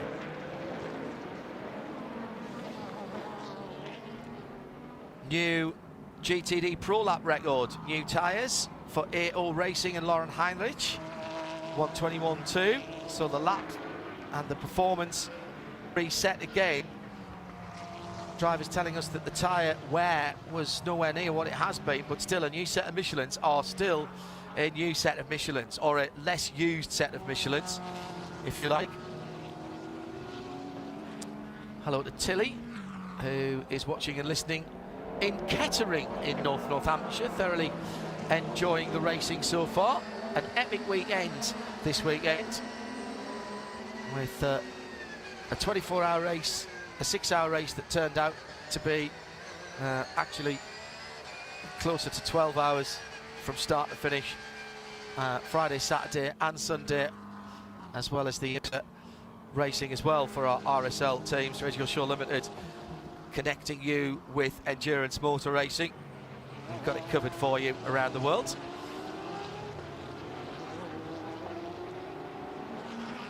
Lee Jarvis now behind the wheel of the FAF Motorsport number 9, leading GTD Pro for McLaren and for the Canadian team. That is the first time that they have led, about to put a lap on the Andretti Motorsport car. Gabby Chavez behind the wheel of that. That's 11th position, about to go a lap down. And Shea tells me that's the first time that that McLaren from FAF has led this season.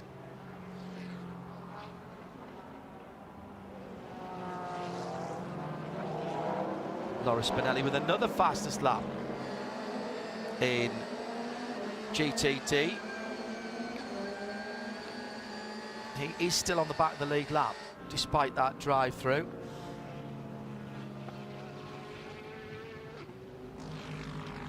Jack Aiken and Renger van der Zande not making the break, Jeremy, from Nick Tandy, Jordan Taylor and the rest of GTP, as the Sebastian Bourdais stint early on, as the Mustang number 65 has just had an off-track moment for Joey Hand, and I don't think I've said that very many times in Joey's career.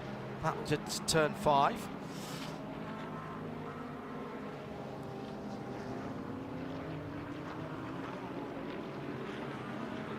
So now, Jeremy, how long do we reckon before...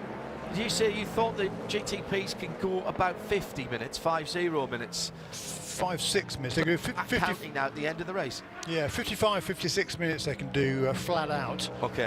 Or they can probably, on fuel save, you can probably do as much as 65 without yellows. I would expect pit stops, with around about an hour to go, so in about 20 minutes from now. And the GTD cars, they can do about an hour as well. And you generally want to try and make your final pit stop before everybody else to ward off exactly what happened to 0-1 car, because if there is a full cause caution, the pits get closed. Yeah. The question is, do you want to take a bit of a gamble? Yes. And if there is yellow, then you can make that pit stop before that. But if there isn't, you're in major fuel save. Alan Prosser has done his excellent work again. Thank you, Alan. It was the Lexus number 12 that the number 7 Porsche hit sometime earlier in the race. Right rear to front left, right rear Porsche, front left to Lexus. Alan, you are a superstar. The brilliantly monikered at Lanzarote Camel. And in fact, here is the Lexus into the pit lane with damage to that front left from earlier on. Shea Adam has this crowd strapped in. standing in the perfect spot to see the damage. And yep, it's cosmetic. It looks like that piece could actually just peel right off. Unfortunately, it has dive plates on it, so that's not going to be helping the aero any. As Parker Thompson, the resident Canadian, jumps aboard this number 12 Lexus. Sticker Michelin tires. Frankie Montecalvo gets out after a job well done. I do want to talk to Frankie, particularly because he's got a ton of experience around this track in Lexus machinery, having raced here for several years. Great stop by the Vassar Sullivan crew. Just waiting on the fuel. There's just immense amounts of heat coming off the brakes. That'll get those Michelins nice and warm in no time. As Parker gets his belts completely done, plugs in his cool suit, makes sure everything is good to go, reaches up behind him to plug his helmet into the vent, waiting on the fuel. It's the most frustrating thing. There we go. Fuel nozzle's out. Well, I mean, Parker just spoke for himself there. BMW for Nick Yellerly just been off the track, the number 25 car between turns 3 and 4, bit dusty on the right hand side. He was down in 9th position anyway, but he's lost more ground and throwing a bit of dust and dirt everywhere. Interesting strategy there, Jeremy, for that Lexus number 12, with that quite significant damage actually on the left front. Looks like a shark had taken a bite out of it, but with 1 hour 20 to go, they can't go to the end. They still need a pit stop. Why? I just don't understand why they didn't stop in the yellow. Let's ask Frankie Montecalvo with this CrowdStrike pit report. Frankie, that was a very long opening stint for you. Was it part of the plan, or are you guys flying by the seat of your pants at this point? I think we kind of had a different strategy going into it. We didn't qualify exactly where we wanted, so we just wanted to fall into a rhythm there and then save a little bit of fuel along the way to lengthen my stint. So kind of worked out with that yellow. We were definitely coming in on fumes after that, but yeah, I think we have a good shot at this one. Our car's good. We're pretty much damage-free for once, which is great, and we got a long way to go, but we're in it. There's a little bit of damage on the left front after you had contact with the Porsche, the GTP car. You couldn't feel that behind the wheel? No, the car's absolutely fine. He just grazed us when he was coming into the brake zone of 6, so it's a tight spot to pass up there, and he just pushed us a little wide. And why didn't you guys stop during the yellow? Just do something different? Yeah, we'll talk to them about it, so I'm just in. Thanks, Frank. Thanks. Well, there you go, Jeremy. That's pretty honest from Frankie Montecalvo. I think he was as nonplussed as we were about that call. Yeah, rather strange, to be honest. I mean, they need a yellow now to get back into contention. If there is one, then they could be looking fairly good, actually. But that's the only way that can salvage, I think, their race at this stage, because you know they like everybody else needs to make one more pit stop unless there's a massive amount of caution period. Yeah, and thank you to Frankie, who actually spoke to our CrowdStrike pit reporter Shea Adam before he was even debriefed. That was actually a bit more of a spin than I realised from Nick Yellerly. I thought he just dropped off, but he actually arrived at the exit of turn 3 backwards, but managed to keep it going. The Jack Checkered still leads by 1.6 seconds.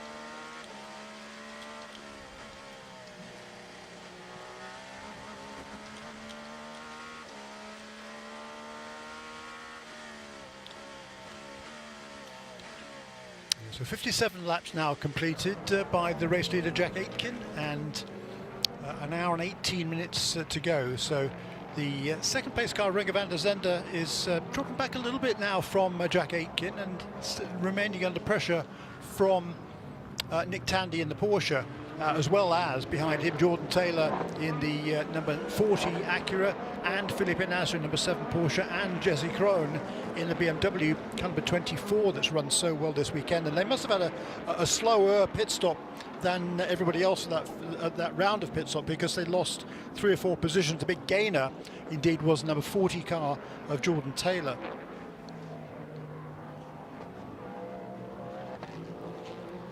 It's Jeremy Shaw alongside me, John Hindhoff, in the Ford Performance Global Broadcast Centre. Good to have your company. Sound and Vision on YouTube as well this weekend is the live video button on IMSA-radio.com.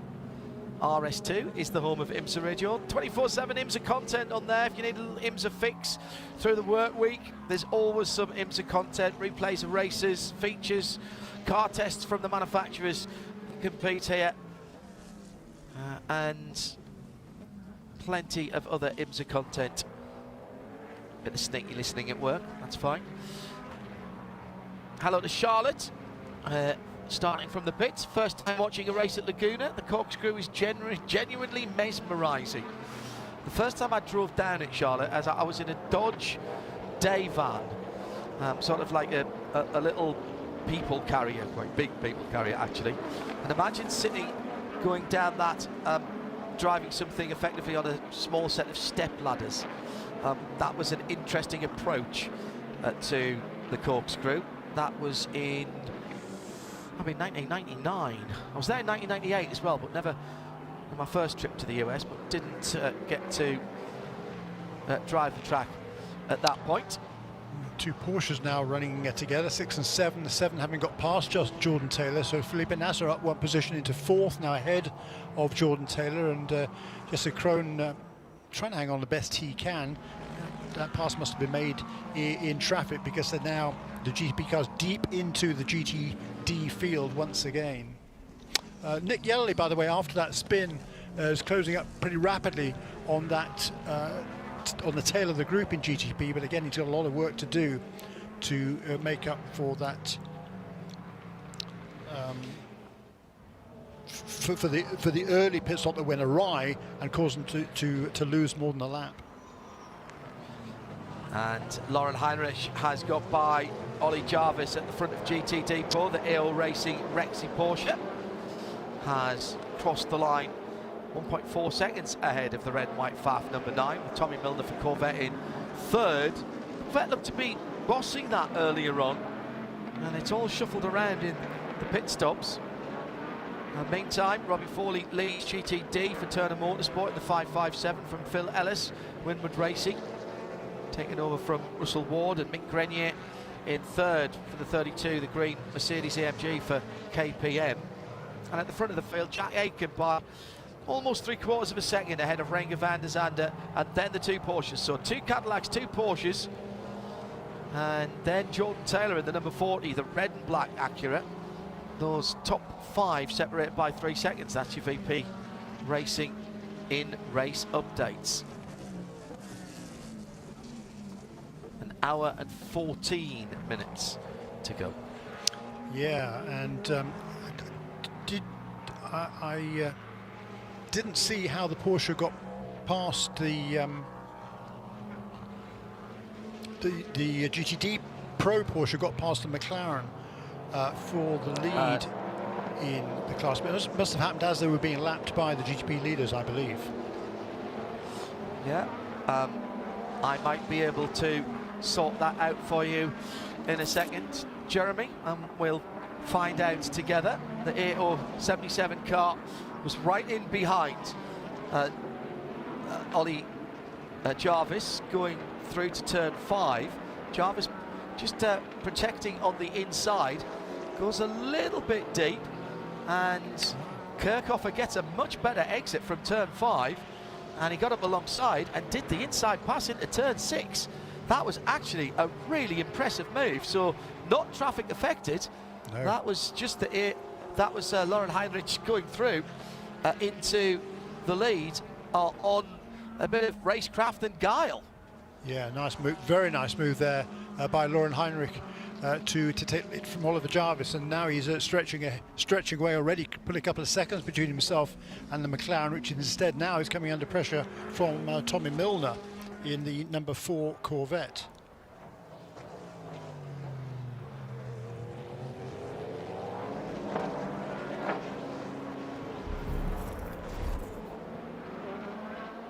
Side-by-side action a moment or two ago, Corvette and BMW, and the BMW of Madison Snow lost out there. It was the number 3 car of Alexander Sims who was in a battle with Ross Gunn in the Harter Racing team. Oh, and there was contact there at the apex of turn 3.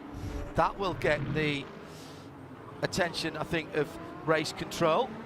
So things, after a pretty steady and tidy start, Jeremy, with just under an hour and a quarter still to go, things are hotting up a little bit.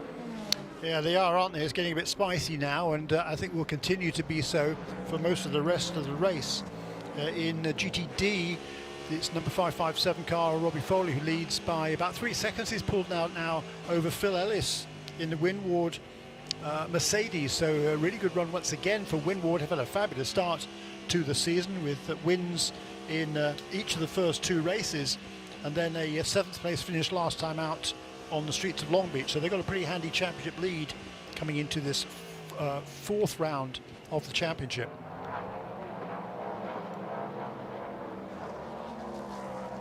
So where is the next strategic move coming? Our BDO Nails Strategy Award needs a home for this race.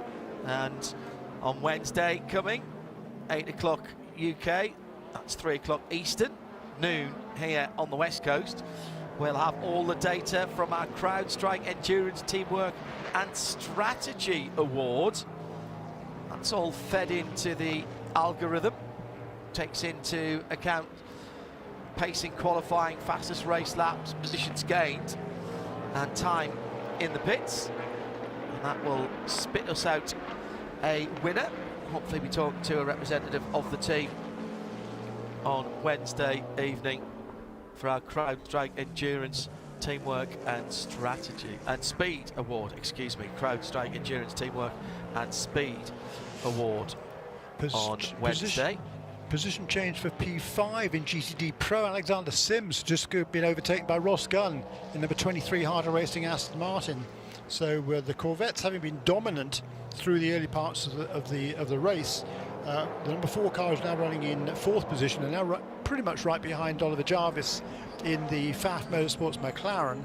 But the other car slipped back down the order, now down to 6th position in GTD Pro.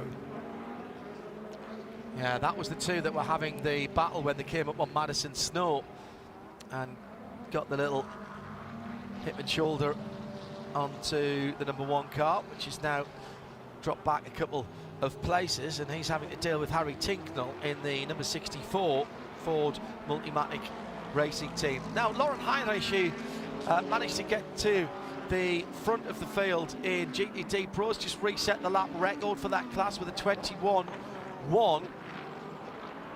As Alexander Sims has come to the pit lane, the number 3 car, with 1 hour and 10 minutes to go. Shea Adam, there's a brand new set of Michelin tyres for that car. Yes, there are right side tires as they are splashing this car. Remember, it was the last Corvette to come into the pit lane. The 4 made it in before the caution. Also into the pit lane, the Gradient Racing Acura. Stephen Mackler in for a splash of fuel and 4 tires. So are we seeing people gambling? Perhaps that we go to yellow toward the end of this, and maybe, just maybe, they can stretch this load of fuel to get to the end of the race. What do you reckon, Jeremy? 1 hour and 10 minutes for a GT3 car? Yeah, you're going to have to save quite a bit of fuel to make it to the end from here, but having lost all that track position, it's perhaps worth a gamble. For the number 66 car, they're out of it in any case. They're a lap down to the rest of the field, so it's not going to really benefit them, I don't believe. But the interesting one there was at number 3 car, the first to blink. They can do an hour, a bit over an hour on a tank of fuel in full track running, but 1 hour and 9 minutes, that's going to be pushing it. Jimmy Browning is picking up the pace in the Proton Porsche, the black and gold number 5 car, 7th position.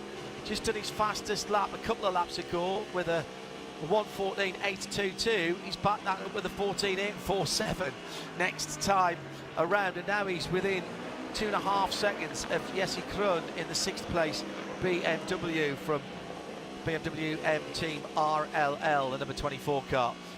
Top 6 rated by 8, nearly 9 seconds. Top 7 by still only, top 8 in fact, by 12 seconds. A dozen seconds then between 8 out of the 10 of the GTP field after we got closed up, of course, under that safety car.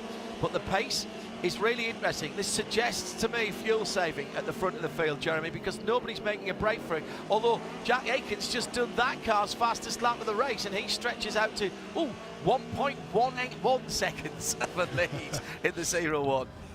Yeah, that's right. I mean, certainly pit stops coming up fairly quickly, fairly soon now for the GTP cars. I would expect them to be in. Yeah, I mean, if they come in with in the next lap or two, it's a bit of a gamble, and they're going to need to save fuel. More safer would be waiting for another 7 or 8 minutes at least. And I'm pretty sure that's what the 01 car will do. I think that will probably try and stay out a little bit longer because the car has had the pace, and we'll see whether it still has in the hands of Renger van der Zende. I wouldn't expect him to be much off the pace of Sebastian Bourdais, because he's very, very accomplished indeed and loves this racetrack. And I think that's about their only hope, is to go a bit longer, turn some really, really quick laps, and then make that final stop and hope that there isn't a full course caution in that interim.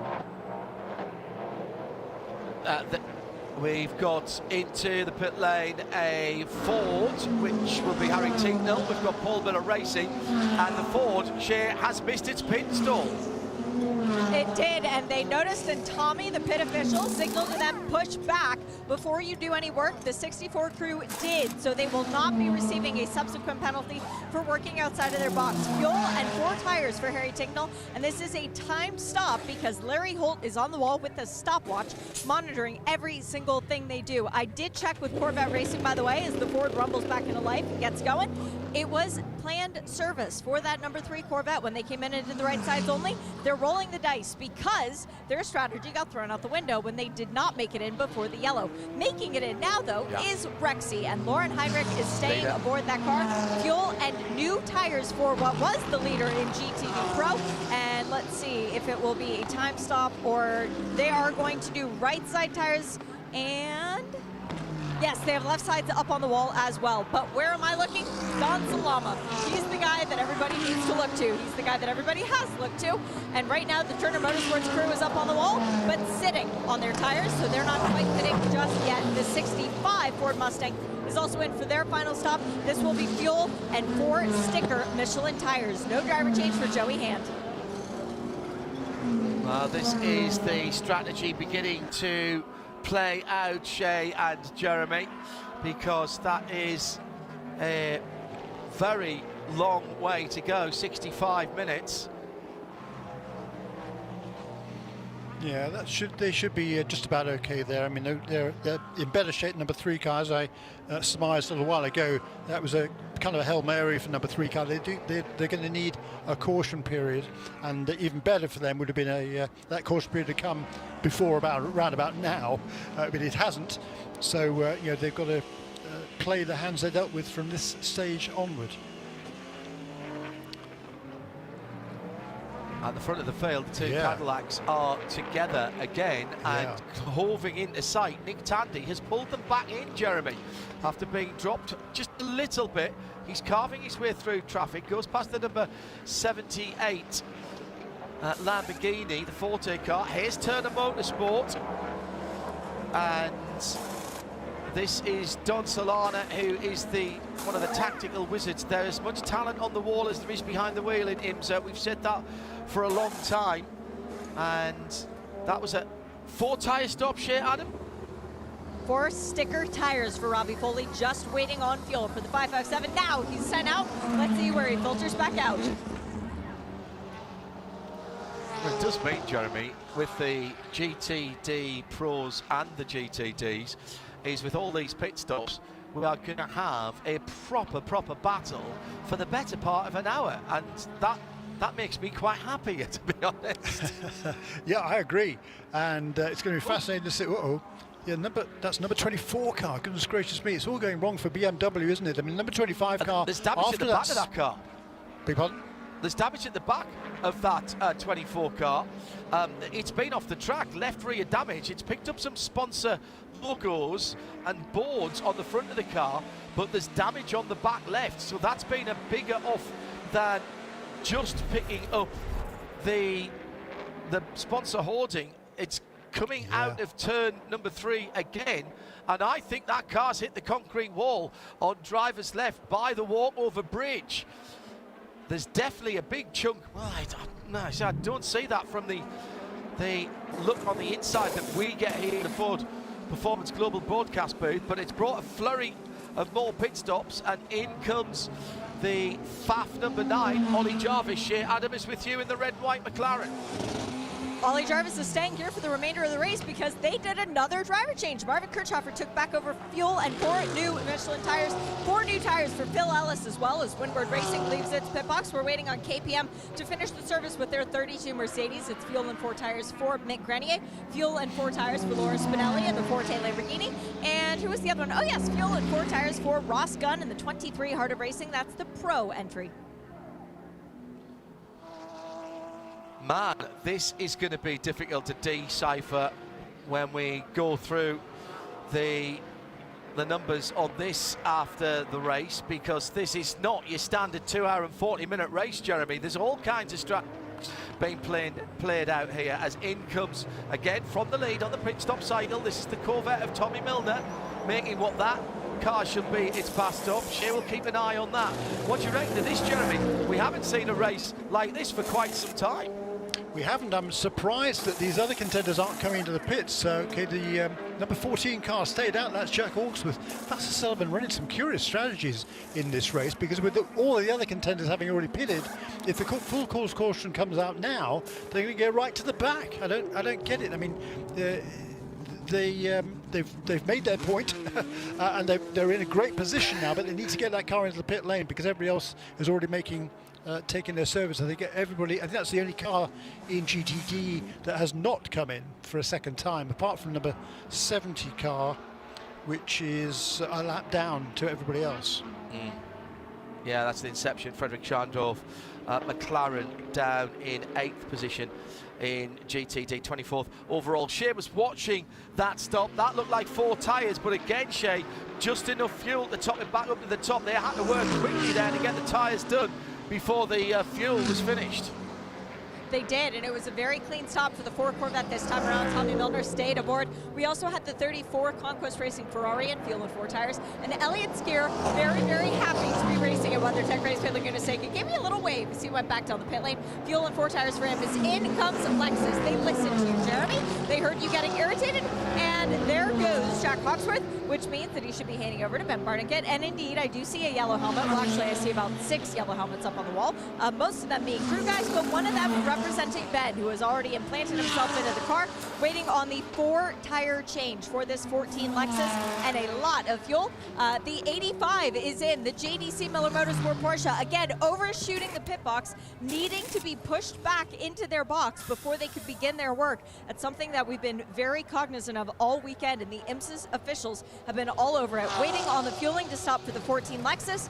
There goes Ben Barniket, starting his first laps of the race, and up on the wall, I'm seeing action from the 45. That is the Dex Imaging WTR Andretti Lamborghini. Looks like they're going to be coming in to give Kyle Marcelli more fuel and 4 scuffed Michelins. Busy time down in the pit lane for our CrowdStrike pit reporter, Shea Adam. Under an hour to go now. And here comes the leader of the race. Spot on, 59 minutes. Jack Aiken comes to the lane. Now, we have seen them put Pete Motorani in for the run to the flag. Shea Adam, are they going to do that this time? No, they're not. Pit Motorani is still sitting on the box, not with the helmet on. They are doing right side tires now. Remember, they did this earlier on in the race, not changing the lefts. Car drops off the air jacks, right sides again. So Whalen Engineering being a bit creative in a more NASCAR style of how they are changing tires for this race, waiting on fuel. So once again, they had the time to change all 4, but elected not. So clearly they think having the hot left sides is more of an advantage than having new left sides. Right, well, now, Jeremy, that should set everybody off, shouldn't it? Because we've seen what's happened in the past. Surely the 0-1 car aren't going to get caught again. No, but they need a couple of quick laps here as Jack Aitken locks up at the Mario Andretti hairpin on the pit lane exit. Need a couple of quick laps here from Renger van der Zande, taking advantage of the lighter car with a lot less fuel on board that car now, of course. And they need a couple of really, really fast laps, and then we'll see what shapes out after that. Now, you can follow along with how much energy is still available in this last stint for all of the GTP cars. Go to imsa.com/GTP-telemetry, and I can tell you that Renger van der Zande has 35% at the moment, and he's travelling at 79 miles an hour in second gear. It's all there for you. That's how you can keep up with what's going on, all part of our digital portfolio at IMSA Radio and IMSA TV, thanks to our tech teams for IMSA, and indeed our graphics teams as well, who translate that onto the screens for the international feed, thanks to the team up at NASCAR Productions. 57 minutes to go. Shea Adam is watching what should be the last stop for the number 40, Jordan Taylor Acura. Jordan has new, well, scuffed right side tires as he blasts back into action in the Dex Imaging Acura. So that's the number 40 done, and there, oh, right on cue. I love it when that happens. That was the sound of Jimmy Bruni firing back up the 963. The Proton competition took 4 scuffed Michelins for the number 5. So we are going to get a dash to the flag. Let's hope we are, at least, as the new leader has just taken over the lead last time around. So Nick Tandy will go to the lead now. Here comes Renger van der Zande for what should be the gold-fronted 01 Cadillac first up. No tires for Renger. We've got Philippe Nasser in the number 7 also in. No tires for Philippe. They were going to do fuel for the number 7 until they saw that the 01 was not doing fuel. So very interesting strategy play. Now we are getting tires. We're getting rear tires for the number 7. Very uncoordinated, very un-Penske-like stuff, but that's all right. They have time to play with. A new tear-off coming onto that windshield, as well as 4 tires for the number 10 Konica Minolta Acura. This is the team that did the pit stop demo a little bit earlier on. They are good and fired up and ready to go. As into the lane comes the number 24. This was the car that qualified 3rd. Jesse Krohn getting a new tail section on that BMW. They did fuel and 4 tires. Fuel, 4 tires, and a driver change, somewhat unexpected. Danny Formal getting back aboard the number 45 Lamborghini for W3R Andretti, and also into the pit lane for Ford. Ooh, sticker tires for Roman DeAngelis, the number 27 Cardiff Racing Aston Martin. Just to go back on what Shea said there, all of the cars took fuel, including the 01, but the 01 did not take tyres in that excitement. And thanks to a number of people, the Porsche took rears, 31 only took right-hand side. Thanks to Fanboy, Infrared, and a couple of others, that BMW that we said, and to Alan Prosser, that we said went off the track, that had already had damage. And that was done by hitting the marker board sideways, he said. The sandbag. Great post at IMSA-radio.com. Right, Jeremy, are you ready for this? I think now we can settle back. We need to have Nick Tandy into the pit lane, and then everybody's done it. He's being held up just a little bit at the moment as he comes round behind, going to the top of the hill, and he's side by side and gets hit by Jimmy Bruni, but manages to get through on the black and gold car. I think Tandy's headed for the pits and he wants a good in-lap. That's why he was hustling through to try and pass the Mustang sampling car. Tandy down the back of the hill, the bottom of the hill now. No, he's staying out. So Tandy then leads by 15.5 seconds, but owes us a pit stop. Back to Nick Yellerly for BMW number 25. Jack Aitken is 44.5 seconds back on the leader. So that's what Nick Tandy has got to think about at the moment, because Yellerly will be coming into the pits and does so for what is his 3rd stop. Nick Tandy yet to make his 2nd. This is Porsche Penske Motorsport really rolling the dice here, Jeremy. Yeah, not quite sure to what, why, to be honest, because yeah, he wasn't going particularly quickly. The last couple laps was 16.8 and 16.6, so he's not making any ground on anybody else. Yeah, he'd already fallen nearly 5 seconds behind a pair of Cadillacs before the round of pit stops. So yeah, not quite sure what they got to gain by that one. More side-by-side action at the exit of the Andretti hairpin with the 64 Ford Mustang with the white shade band. And that is the Lexus that he's having a battle with. That's the number 12 car. So 2 different class cars seem to come into close contact there. Parker Thompson and Harry Tinknell in 26th and 27th position. The number 120 Porsche of Elliott Skier and Wright Motorsport, up to 3rd position, has climbed 9 places in GTD. It's the biggest tremendous run gain for those cars. That's been a very quiet but stealthy, brilliant run by that team, Jeremy. Yeah, I mean, after the restart, they took they were in what 16th place of all of the GT cars, and now have made up a lot of ground. I mean, they would have 10th place. They made up 7 or 8 positions in GTD. So brilliant run there by Elliott Skier, taking over from Adam Adelson, who did his usual good job in the first stint.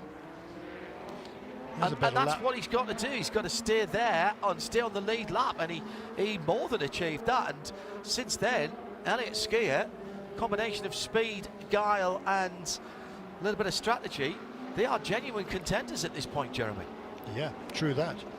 They really are, and good lap, better lap there from Nick Tandy, by the way, 1 minute 15.3, which pulled himself a couple of seconds ahead of Jack Aitken, who is about more than 5 seconds ahead of Renger van der Zande. So that strategy didn't work out for the Cadillac Racing team, and having dominated the early stages, the number 01 car is going to have a tall order to catch that number 31 car. So I think starting second might have worked out in their favour, but some curious strategies going on today as well, and there's various people that won't be winning our strategy award, I can tell you that. The BDO Knows Strategy Award will be announcing that before the end of the race, and at the end of the race in 50 minutes, or a little bit beyond that actually, it is our Michelin post-race tech show where we'll wrap up the weekend. It is the original listener and viewer driven show in terms of the editorial content. At IMSA Radio, please use the hashtag Michelin PRT. I'll tell you what, that battle between Parker Thompson and Harry Tinknell had been going on for a couple of corners, maybe more. There'd been a little bit of elbows out. Hashtag Michelin PRT. Anything you've noticed, points arising, questions you want to ask, any bouquets or brickbats that you want to award over the weekend's racing here at WeatherTech Raceway Laguna Seca, and that will follow on IMSA Radio RS2 after we close the TV broadcast down. So at IMSA Radio, hashtag Michelin PRT, and if you're watching the world feed at the moment, you can carry on and be part of that by heading to imsaradio.com, listen live and choose RS2, the home of IMSA Radio. Right, Jeremy, Tandy's still out there. I've got him down at 10% energy now. He's just completed lap number 80. He's been out there for a very long time, and he's sitting at the moment with a lead, I think I said on Jack Aitken, was about 45 seconds. It's hardly changed at all, that lead, so there's no gain, no loss. Although, in fact, as I say that, Tandy's did a 14.8 and Aitken did a 15.2 last time around, 14.6 actually to a 15.2. So Tandy, towards the end of his VP fuel load, he's actually speeding up a little bit. Yeah, he is, and considerably so, and that is exactly what he needs to do. Of course, 2 quick laps there in succession, and it takes about 25 seconds to roll down the pit lane here. He's got 47 seconds in hand over Jack Aitken and 54 over Renger van der Zande, so this could now be working into his favour.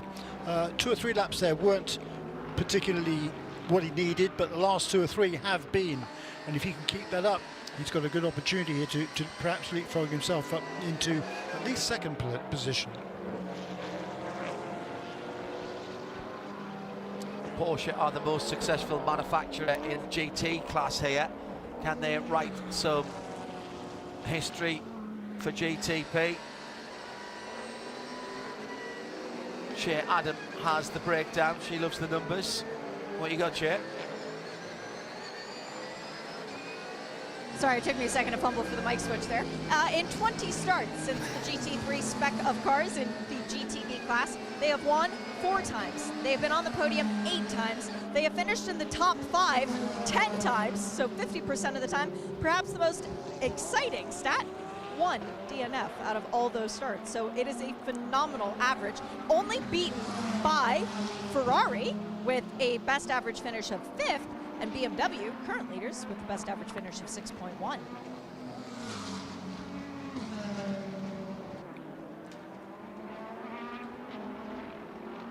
47 minutes to go now.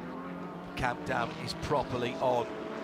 Lauren Heinrich leading for AO Racing and for the Rexy team, having taken the car back from Sebastian Priaulx, 8 seconds to Marvin Kirchhofer, who also took the car back over from his teammate Porsche, McLaren, Corvette, Tommy Milner and Alexander Sims playing catch-up at the moment. And the gaps between those cars, just seconds. And here it is, Jeremy, the last pit stop at the GTPs. It was 49 seconds at the last timing point, the gap between Nick Tandy and Jack Aitken. Shea Adam will watch this one. How much fuel, how are they going to get out, and are they going to use some tyres? I don't see tyres, Shea. No tires, just waiting on fuel. We're at about 12 seconds worth now, so just waiting for that magical moment where the refueler is told that is enough. He's also got a screen that he can watch and see the refueling time going on. Nick Tandy's just re-engaged the brakes, so it must know that with this very steep incline, he would be rolling backwards if he didn't have that going on. Now, I'm going to look back toward the corner behind. I won't be able to hear the Porsche fire up unless I keep an eye, but where's Aitken? There's Aitken. He's on the front straight. There goes Tandy. It's going to be Aitken beating him out on the racetrack, but of course, it's a tighter line through the pit exit. Need to watch the following cars as well, because there's a decent gap between Jack Aitken and Renger van der Zande, about 10 seconds. And I think Tandy is going to drop into second, Jeremy Shaw. Yes, he is, because the 0-1 of Renger van der Zande is only just coming out of the Andretti hairpin now. So Porsche, Penske Motorsport have played an absolute blinder there, and Nick Tandy did his part as well, particularly in those last 3 or 4 laps when he stretched the lead by about 4 or 5 seconds. Yeah, very much so, and it was a lot more than 12 seconds though the fuel nozzle was in. So yeah, if it was supposed to be 12 seconds, that could have been really, really good for the Penske Porsche team. But yeah, they're not going to win the race from there, I don't think. But no tyres. You know, going back to tyres or no tyres, back to Long Beach. You remember the winning car didn't change tyres, I think. Yeah, the number 01 car didn't change tyres, whereas the number 31 car did.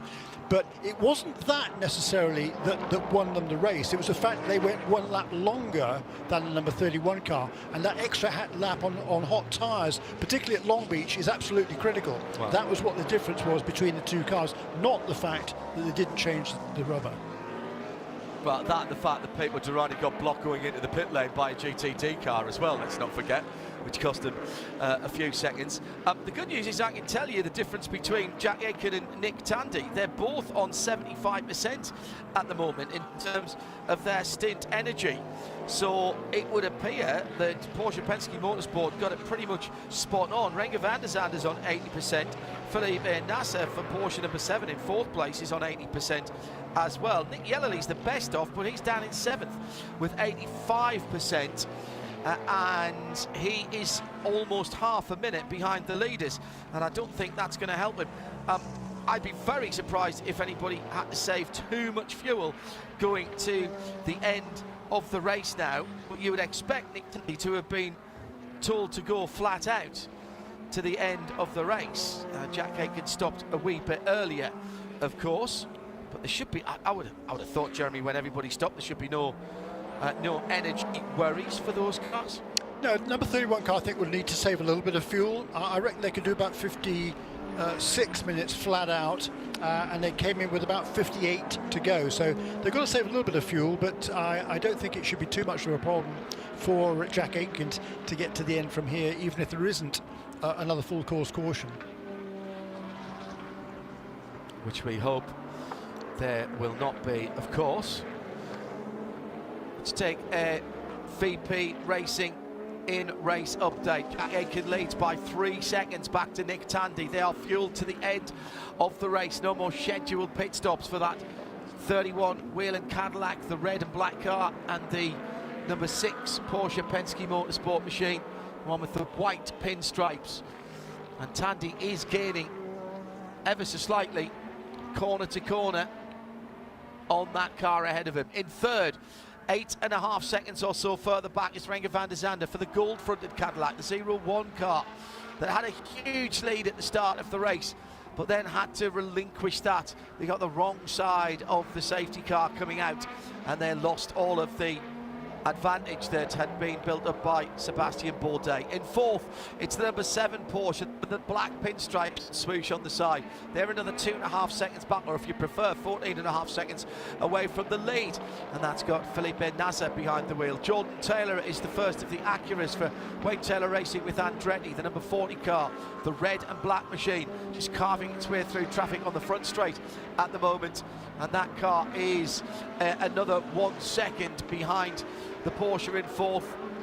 Then there's a bit of a gap back to Richard Westbrook, the best of the privateer Porsches.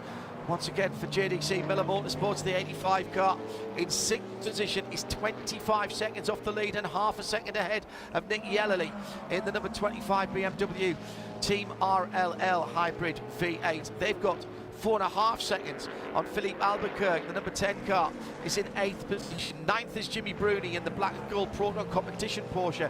He's another 3.5 seconds further back. That makes him 34 seconds away from the leader. And Jesse Krohn is the last of the GTPs, all still running in the second of the BMWs. The number 24 car, 44 seconds off the lead and 10 seconds away from the car ahead. Quick look at the classes. Lauren Heinrich for EO Racing is in 11th position and leading for the 77 green Porsche by nearly 8 seconds now from the Pfaff McLaren, number 9, the red and white car. That's just on the front straight at the moment, being passed by Nick Tandy. And Tommy Milner and his teammate Alexander Sims are third and fourth for the 2 Corvettes, but there's 11, make that nearly 12 seconds now between them. Robbie Forley and Turner Motorsport could be celebrating their record-breaking 557th start as a BMW Pro team in style. They lead GTD, and they've got just about 1.5 seconds over Winward Racing. Phil Ellis, who's in second in the dark blue number 57 car. Also, they've got Ross Good in the Heart of Racing Aston Martin Pro car between them. In third in GTD, Elliott Skier for Wright Motorsports in that Porsche. That's how it stands for this VP Racing update. And we have got 39 minutes to go. The gap at the front of the field has come down to under 1 second. It's 0.8 of a second now. Nick Tandy making the Porsche Penske Motorsport V8 sing there, and more problems for Jack Aitken. Got a little bit bottled up behind the McLaren from inception as they came out of the final corner, and now it's down to 0.5 second, Jeremy. Game on.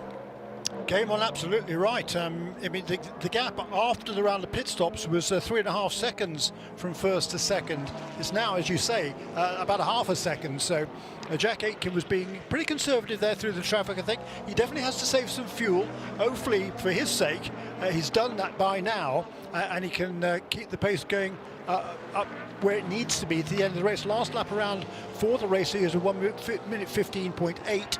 The previous lap was a 17.4 as he had more traffic to negotiate, and a 16 and a 17 the 2 laps before that. So it's not been a great few laps for him, but there's still plenty of time left, and he can get into his rhythm now.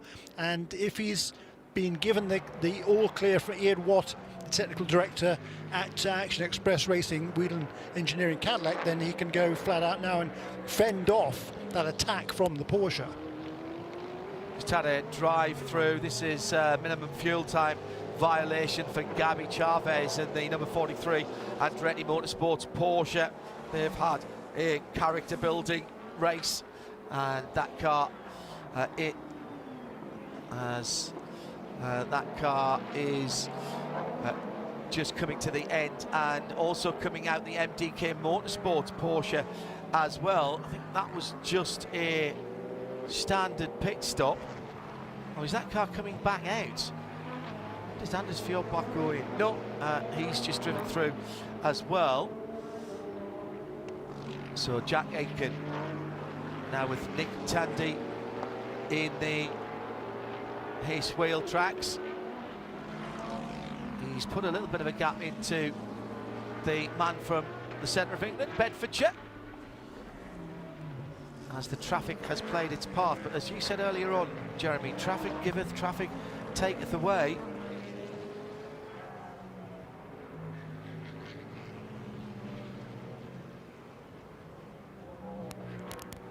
Some various battles developing in perhaps in GTD right now. Lauren Heinrich's got a very commanding lead in the AO Racing Porsche Rexy in the car number 77 over Marvin Kirchhofer in the McLaren, but he has now been closed in.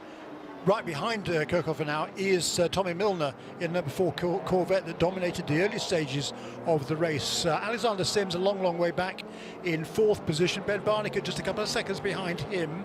In GTD, Robbie Foley has a buffer of 1 car in between himself and Philip Ellis, but not much more than that.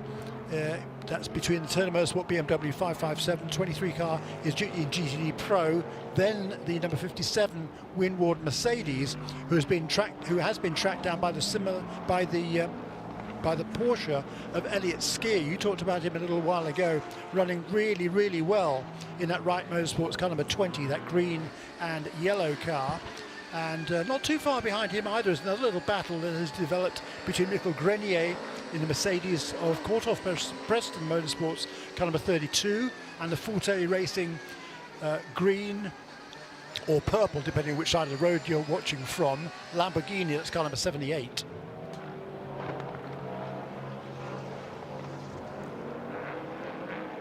Back down to 1.6 seconds. It went back to 2 seconds a moment ago at the front of the field, and the leaders are catching the lead car in GTD Pro. This is 11th position, and they are back together out of the final corner.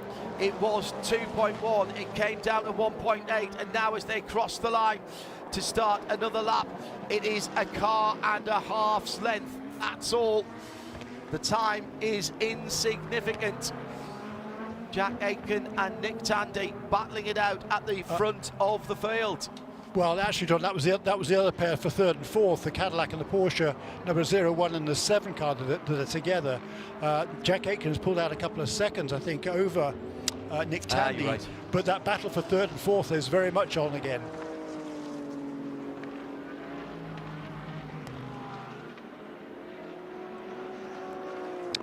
And the best of the Acuras, which is again number 40, Jordan Taylor. He's only a couple of seconds behind that battle for third and 4th between the 01 and the number 7 car too. So Jordan Taylor looking to have a good run here. Richard Westbrook, again a great run by the JDC Miller Motorsports teams. They're ahead of both Nick Yellerly, who admittedly had problems, and the number 10 car, the second of the Wade Taylor Racing Acuras, in 8th position. Those 3 cars battling away, 85, 25 and 10. Oh, okay, fine. So Albuquerque then has got past Jimmy Bruni over the last couple of laps. Number 10 ahead of number 5. Off-track excursion at turn 10 for the 3rd place Corvette in GTD Pro, Tommy Milner. And again, that was traffic related. It has been busy out there, and fair play to all the drivers. There's been very little argy and bargy down the inside there. The number 10, Philippe Albuquerque, has just taken Nick Yellerly and improved his position into the Andretti hairpin. So that was a change for position, and also further up the field a change for position as well, Jeremy. Yeah, for 3rd position, Felipe Nasser has got past Renger van der Zande. So all of a sudden, the Porsche Penske Motorsport team have come alive, haven't they? Over the course of the last 20 minutes or so, with Nick Tandy briefly at least pressuring the Whelen Cadillac of Jack Aitken, although now that gap has extended, well, it had extended, it's now all of a sudden come right back down again. But Felipe Nasser now up into third position ahead then of Renger van der Zande. Not far behind van der Zande is Jordan Taylor too.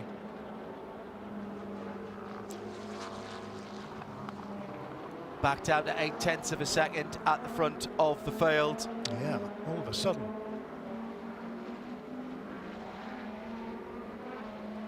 Slow lap last time around for Jack Aitken.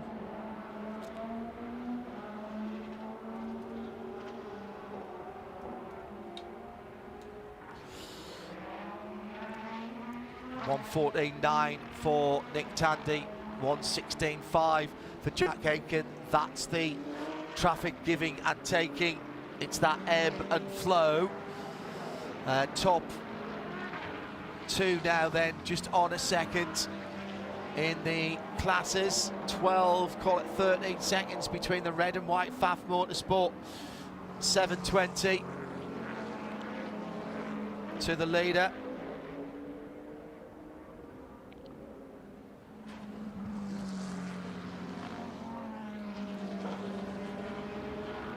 So all of a sudden the two Acuras are making some progress in the latter stages as well, with Jordan Taylor in that kind of a 40 closing right in now on Renger van der Zande, looking for fourth position. And the sister car, Philip Albuquerque, he's on the charge as well, because he's just got past Nick Yellerly in car number 25, having already overtaken Jimmy Bruni's privateer Porsche just a couple, 3 laps before.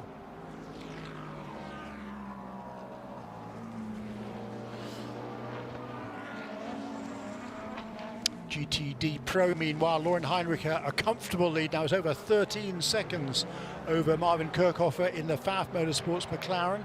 And then the two Corvettes, which are spaced out by quite a long way, in third and fourth positions. Ben Barnicat unable to make any impression on the two Corvettes, so having to settle for fifth place, it would seem, at the moment. Meanwhile, up at the front, heading into the final corner, as both the two leaders barge past number 32 of Mikkel Grenier.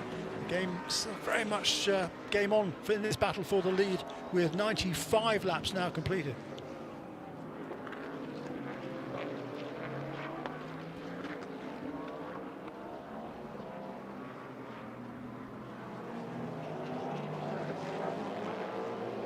Half a second now. Target acquired from Tandy. The Wright Motorsport Porsche, the green and yellow machine, is right in harm's way. They've gone by turn 5 then, climbing the hill, and Jack Aitken for the first time feels the need to go defensively into that right-hand corner. He's weaving about on the straight. He's blocked once, he's blocked twice as they go through turn number 6. Now, this is US racing, and he made more than one move there. Down the inside into the corkscrew. Tandy's letting him know he's there, trying to force him into another move. They're carving their way through traffic here, down the hill. Now I'm sure the team will be onto them, but they've got the Heart of Racing Aston between them for a moment. Here comes Tandy, late on the brakes, down into 11, and halves the distance between himself and the Cadillac. 29 minutes to go. Cross the line, complete another lap. And heading into more traffic. Is this an opportunity for Jack Aitken to put a gap between himself and the Porsche, or is it the chance for Nick Tandy to go down the inside? It's the latter as they go into turn 3. The Liqui Moly Turner car just held up the leader for a moment. Absolutely nothing that Robbie Foley could do. He was right on the racing line. He did exactly the right thing, and for a moment Nick Tandy had the front wheel of his number 6 Porsche Penske Motorsport red and white car alongside the leader. He backed out of it, and now again they're about half a second between them. Stephen McAleer is the next car that sees the lead battle go by as they head up the hill towards the corkscrew. 28 minutes to go. Down through Rainey and into turn number 10. And for a moment, a bit of clear roads. It's about half a second. There's a question of tyres here as well, Jeremy, because remember that number 6 Porsche did not take any tyres at its last stop. Shea will remind me if the 31, did the 31 do rears only, or is it one side only, Shea? Right side's only for the 31. Thank you. So a slight tyre advantage for Jack Aitken. Man, that was tight last time around at the Andretti hairpin, the Robbie Foley driven Liquid Moly BMW. I mean, he can't just beam up, there's nothing he can do. Tandy tried to go up the inside and then wisely backed out of it. Good racing from everybody there, Jeremy, to be fair. Yeah, it really was. Heads up driving, of course, by Robbie Foley. He's last year's Michelin Pilot Challenge champion, of course, and had a lot of success in this series as well. He's now the team leader at Turner Motorsport with Bill Oberlin Jeremy, no longer this could be interesting. Roman De Angelis has looped the heart of racing Aston. Now, can he get that out the gravel? Yes, he can. Yes, he can. That was coming out of the Andretti hairpin. That's not been a stellar race for them today, to be honest. They've not been a contender, sitting in 7th at the moment. So what happened there? Oh, did he get a wee bit of a side swipe? Yes, he did, from Jimmy Bruni in the number 5 Proton Competition Porsche, Jeremy. Yeah, and Richard Westbrook in the banana boat, the number 85 car for JDC Miller Motorsports. He lost a couple of positions about 3 laps ago. He was overtaken by both Philip Albuquerque and Nick Yellerly, and coming under pressure there, as we saw from Jimmy Bruni, who tried to make a lunge down the inside to keep up with Westbrook and not lose any ground.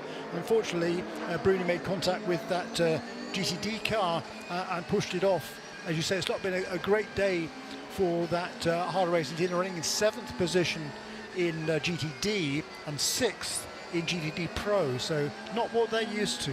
Wow, hell of a lap net last time around from Jack Aitken, 1:14.9. Remember, he only took 2 tyres last time around. The only people anywhere near his time, actually nobody's near that time, 15.4 from Nick Tandy. The 25 BMW Nick Yellerly, he took 4 tyres. He did a 15.4, 15.8 for Philippe Albuquerque. They took 4 tyres at the last stop, but it's still only half a second at the front of the field as the 0-1 now coming down the hill, and he's got Jordan Taylor hoving into view there as well as he goes past the 120 Elliott Skate-driven Wright Motorsport Porsche, who's just been off the track and consigned another couple of WeatherTech advertising boards to the dustbin after the race. Still 25 minutes of this to go, Jeremy. We have not seen the headlines written here. Good.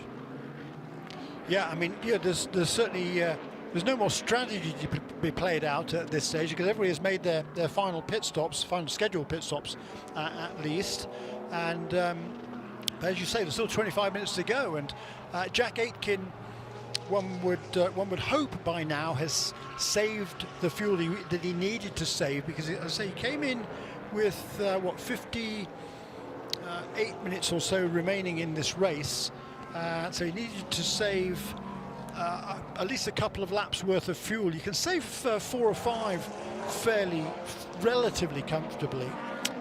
Well, when I say fuel, I mean energy, in actual fact, because it's the sensors on the rear wheels that account for all the jet energy that is being used by the car, and that is what is monitored by the technical team at IMSA. But it's still a fascinating race at the front. 2 different strategies they're playing out between number 31 car and number 6. And you know, we've still plenty of time to go in this race for all sorts of things potentially to happen. Aitken, Tandy, Nasser, or Aitken and Tandy on 40%. Felipe Nasser on 50%. Up into 3rd position, as Jeremy said, ahead of Renger van der Zande, who's on 45%. The 2 leaders still only a second apart. This is a cracking battle that's going on at the front of the field.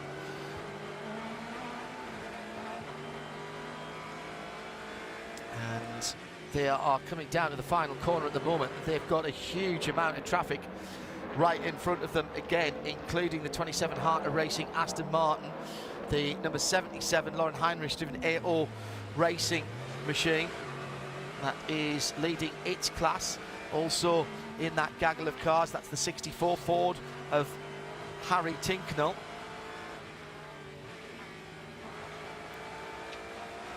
Leaders through turn 3 and into turn 4. Tandy still holding on to the back.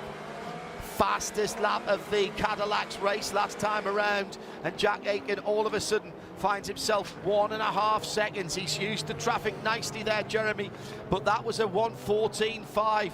He took pretty much a full second out of Tandy last time around, 8/10 in fact. Yeah, so that suggests to me that he's done what he needed to do in terms of saving that fuel, and he can go flat out from here. 101 laps completed, by the way, now by our race leaders. As we see what happens here with Elliot Skier and the number 25 BMW trying to go around the outside of him at turn 10. That didn't work out. Nothing's worked out for the 25 car in this race, it seems. And Nick Yelley there losing some more ground. Where I was going at, though, was last year, this race was there were 102 laps completed by the race winners. So we've just done that now, 102 laps completed. We've still got 20 minutes to go.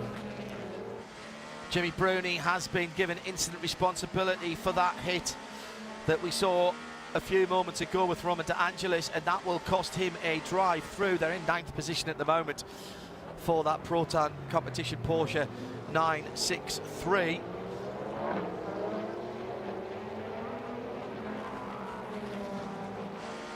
And finally that pair being caught now by number 24 BMW. It's been running pretty nondescriptly since its last pit stop, which it lost a fair bit of ground, but he's now about a second lap quicker than the two privateer Porsches ahead of him. But certainly a disappointing day for BMW that started out so strongly this weekend, and particularly following very, very good pace at Long Beach just a few weeks ago. Now, what has Tandy got left? Can he close back down? Matches the leader to the 10th last time around. 1.1 seconds at the line at the end of lap 102, at lap 103. As they go across, 1.1 seconds.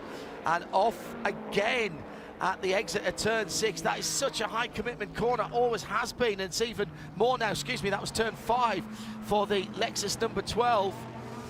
And they've had a funny old day today as well, with Parker Thompson down in 10th position for Vassar Sullivan. It's not been their day as well. Absolutely indicative, Jeremy, of the competitive nature of the GTD field between all of the manufacturers, that you could be the windscreen one race and absolutely be the bug the next. Yeah, very true. And but odd decision by the Vassar Sullivan team not to come in either before the earlier caution period, or at least during it, and that's just been really, really costly, and there's no way they can come back from that. Very disappointing for that team. And the other car that looked pretty good in practice, but it's no match certainly for the Chevys, and in race trim either the McLaren or the Porsche, which is leading for AO Racing. Lauren Heinrich doing a really, really nice job.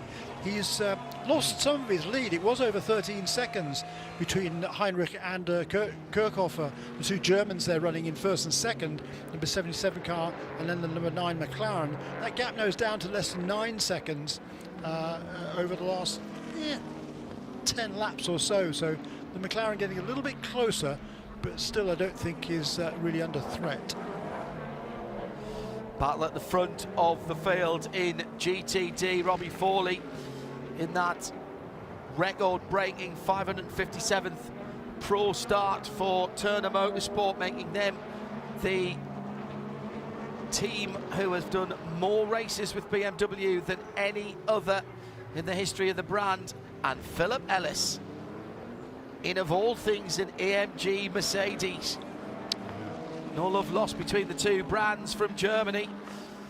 And Well, there is a fairy tale on offer here, isn't there, for the 557th race to be a race victory for Turner Motorsport, and that total will keep on going. Don Solana and Will Turner saying in Michelin Countdown to Green, how many will we get to? 1,000? Maybe. They started the count in 1998, the first year I came to America to work in sports cars. I have not known American sports car racing, and the championships that I've called down through the years without Turner Motorsport.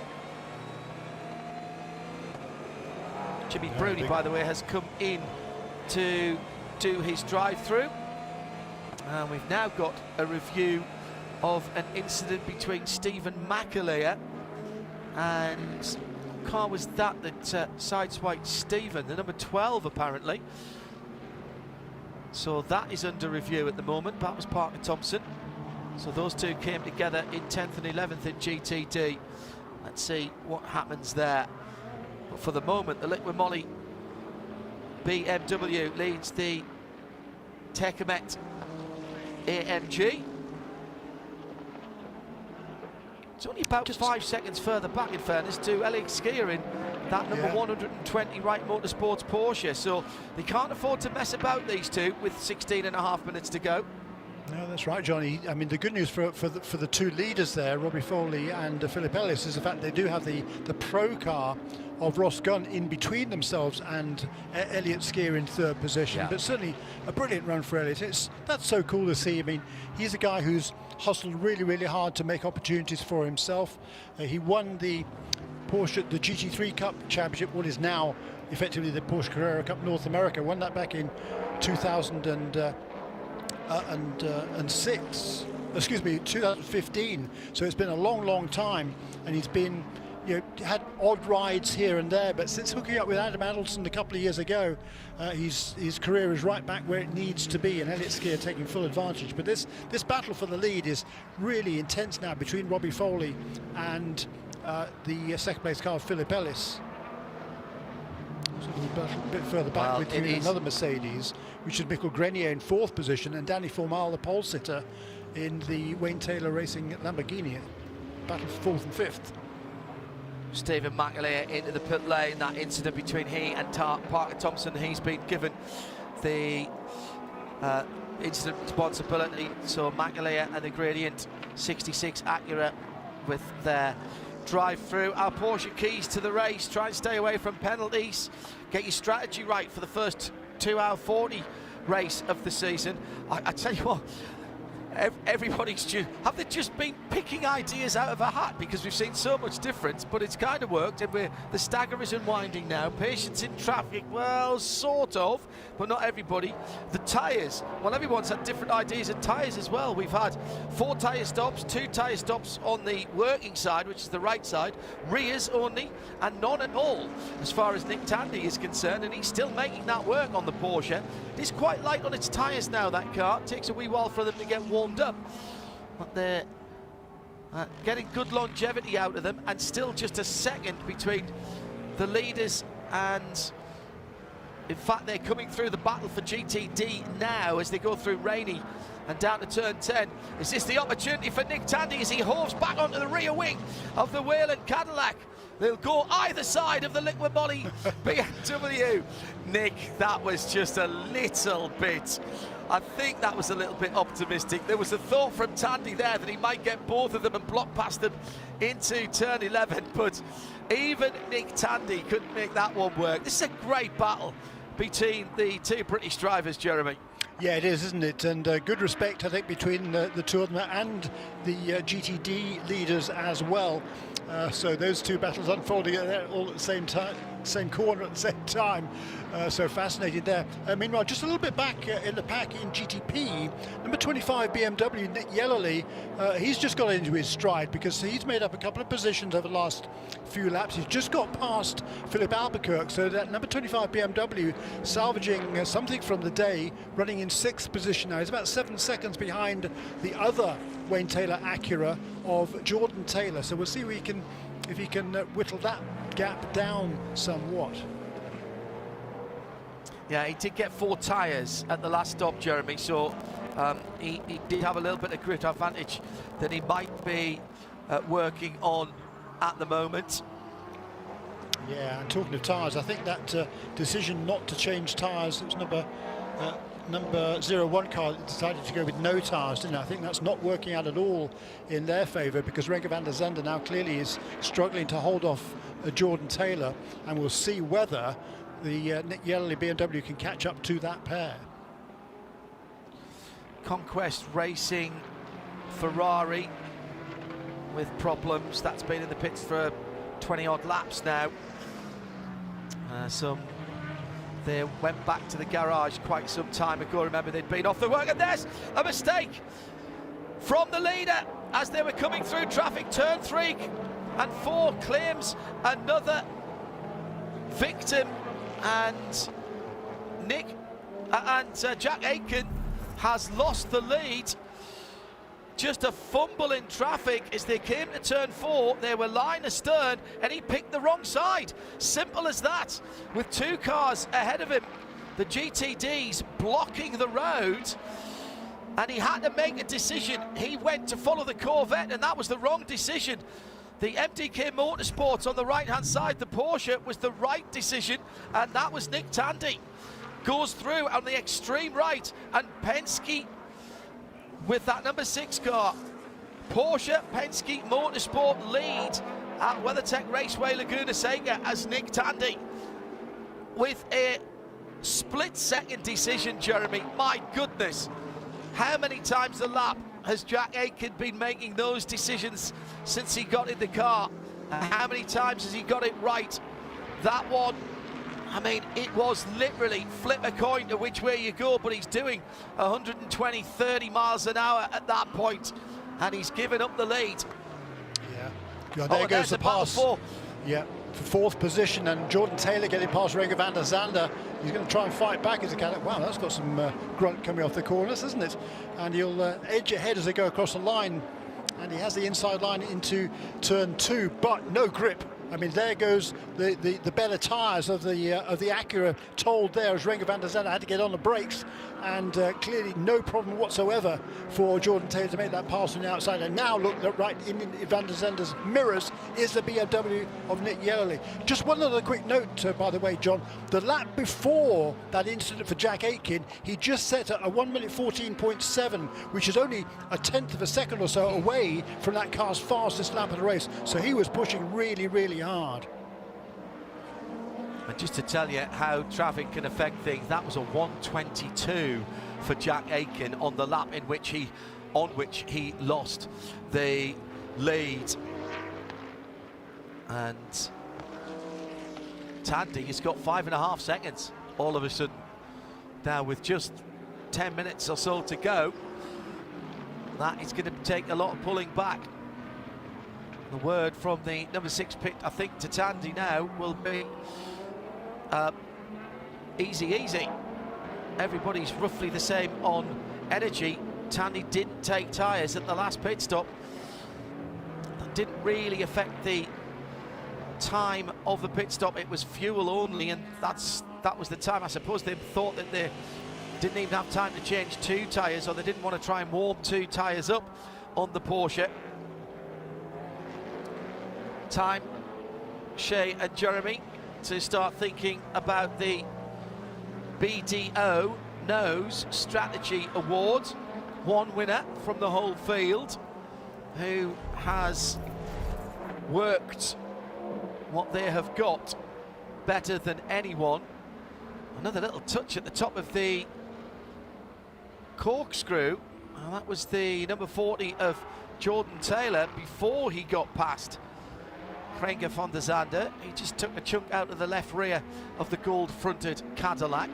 The move itself was pretty decisive down into the Andretti hairpin, but earlier on there was just a little love tap. So it could be that van der Zande is struggling with aero balance, and now he's being caught by Nick Yellerly, as Jeremy suggested, and Yellerly is dragging Philippe Albuquerque. Those were the 2 cars that both took 4 tyres, so there is a grip advantage with those 2 cars. And The leader has now caught Jesse Krohn to put him a lap down. Only Jimmy Bruni in the Proton car of the 10 GTPs not on the lead lap. Tommy Milner, by the way, has caught Marvin Kirchhofer in traffic as the leaders are going through. Jack Aitken's just passed them both.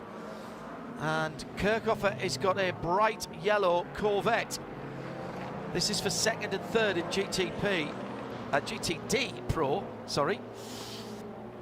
And the other big battle that we've been keeping an eye on is Robbie Foley for Turner and the Liqui Moly car and the Winward number 57. That's first and second in GTD. Still plenty to play for in some of these big positions, Jeremy. Yeah, absolutely right. There are the gap between first and second had been coming, well, since the pass, a couple of tenths in each of the last 3 laps for Jack Aitken, but that was negated last time around. Nick Tandy, as you suggest, John, with less than 7 minutes remaining, is certainly in control of his destiny here. But the battle for what is now 5th place, Renger van der Zande struggling like mad to hold onto that. His tyres are clearly shot, and he's struggling to hold. He's been overtaken, obviously, by Jordan Taylor, but he's got Nick Yellerley and Philip Albuquerque and the other Acura right with him now as well. Shea Adam in the pits. Get to you in just a second. Just want to review the Tandy pass for the lead. My goodness, these guys, their brains are clocked at a different speed. Nick Tandy was able to tighten the car through turn number 4 in that traffic, whereas Jack Aitken tried to open out and go the long way around, and ultimately that might be the difference between first and second. Shea Adam has been our CrowdStrike pit lane reporter for the feature race today, and she has a nominee for our BDO Knows Strategy Award. What you got, Shay? It's amazing what happens when people get the right incentive, isn't it? In this case, the incentive happened to be a hairstyle. Right Motorsport, coming into today's race, starting outside the top 10, knew that to get to the podium was going to be a big ask, but if they did it, it would mean that Bobby V would have to have a mullet for the remainder of the week. And the remainder of the week, by the way, is another race week for them in a different series. So that was the incentive that was laid out. They're currently P3. Looks like Bobby's going to have a mullet. They're my nomination. Yeah, very good. Very good indeed. As I said, problem for the leader in GTD. Understeering off the circuit. That is Robbie Foley at turn 3 into 4. And it looked as though Jordan Taylor put him off the track there. Now that is huge. They had been running so well, and it's all great going into. Oh yeah, absolutely. Well, now how the steward's going to see that one? Did Robbie turn in, or did Jordan get in the gap and close him down? That's a tough one. Could be a racing incident. Not every contact has to be a penalty, Jeremy. No, that's right. And I mean, the Acura was clearly alongside him going into turn 4 there, quite frankly, and Robbie just turned in, I think, not knowing that the Acura was right there alongside him. I don't think you can pin it on the Acura, quite frankly. I think it was just really unfortunate for Robbie Foley. I mean, they were absolutely side by side. I don't think it was a late lunge. If you can have another look at it from a different angle. That's the off of the Forte car. They've ripped some right rear bodywork off for Ken. That's coming through turn 6, and there's a bit of the rear arch that is sticking out at a jaunty angle. Movable aerodynamic device. It's not Chaparral-esque, but certainly it's not as it came out of Santa Agata. Tandy holding the lead at 6 seconds at the moment. AO Racing's Lauren Heinrich leading in GTD Pro. Marvin Kirchhofer has had the hurry up and has pulled out a second on Tommy Milner. Phil Ellis for Winward recently to the lead, with Robbie Foley off the track, and now only, what is he, a second ahead of Elliot Skier for Wright Motorsports. So Shea's nomination for the BDO Knows Strategy Award could be even better than third. Let's hope there's no damage to that BMW, the liquid moly car. Jeremy, your thoughts on a strategy winner? Yeah, I mean, look, I'm not going to argue against that. I mean, they've certainly earned it. They've had a brilliant day for Wright Motorsports has, and I think they would be well deserving of that call. I think up at the front of the field in GTP, there's nothing been any. I don't think there's been any stellar strategies. I think it's just more strategic miscalls, quite frankly, that's made the decision there more than anything, rather than the other way around. Yeah, I'd say definitely from me, the strategy in GTP that has worked best is actually for the leader. We were wondering if they were chancing their arm a little bit, but those last 2 or 3 laps where at the end when the car was getting light, that Nick Tandy added 5 seconds or so to the lead and then didn't change the tyres. That was great confidence. Stephen McAleer off the circuit at turn 3, as Nick Tandy will see the white flag next time around. So that is our BDO Nose Strategy Award then for the IMSA WeatherTech SportsCar Championship here at WeatherTech Raceway, Laguna Seca. It is going to the 120 Porsche, the Wright Motorsports car. And Bobby V will be wearing a mullet for at least a week, but they will be collecting a very nice trophy. Excellent run to third at the moment. Meantime, Nick Tandy, pretty decent on strategy and on speed. The captain takes another victory. Through goes Porsche Penske Motorsport on the weekend, where Penske took their 100th pole position in sports cars. Excuse me, that's the white flag this time around. On the weekend where Roger Penske's organisation took their 100th pole position in sports car racing over at the WEC, it looks like they are going to convert this one into a win, this race into a win, as Nick Tandy has 2.25 miles, 2.23 miles. His energy has been absolutely perfectly managed as well. They will come to the line spot on their energy target. He's in behind the privateer run Richard Westbrook car. Those two know each other very well. No need to pass that car, Nick. 6.2 seconds on Jack Aiken. He can drop away from the yellow car as he comes down through Rainey for the final time. Now through turn 10. And it will be victory this time. Tried to give it to them a bit early, my apologies. And it is elation on the wall for Nick Tandy and Mathieu Jaminet, the Luxembourg licensed driver, with Nick Tandy from Bedfordshire in England.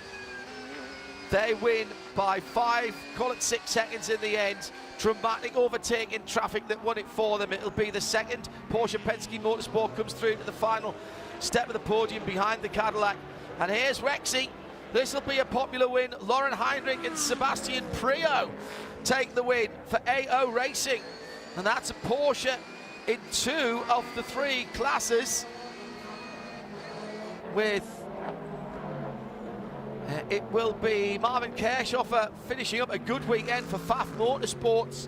Tommy Milner third for Corvette Racing, and just waiting for the leader, soon to be winner, after that side-by-side contact at the end of the race. We had a really good battle going on between Phil Ellis and Robbie Foley.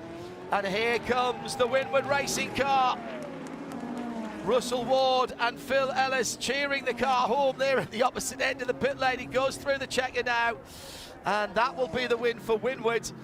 Turner Motorsport in their 557th race in pro racing for BMW comes second. They'll be hurting that they lost that one. And Wright Motorsport in the Porsche, our BDO No Strategy Award for this race, takes third. Shay Adam, our CrowdStrike pit lane reporter, is down at Porsche Penske Motorsport.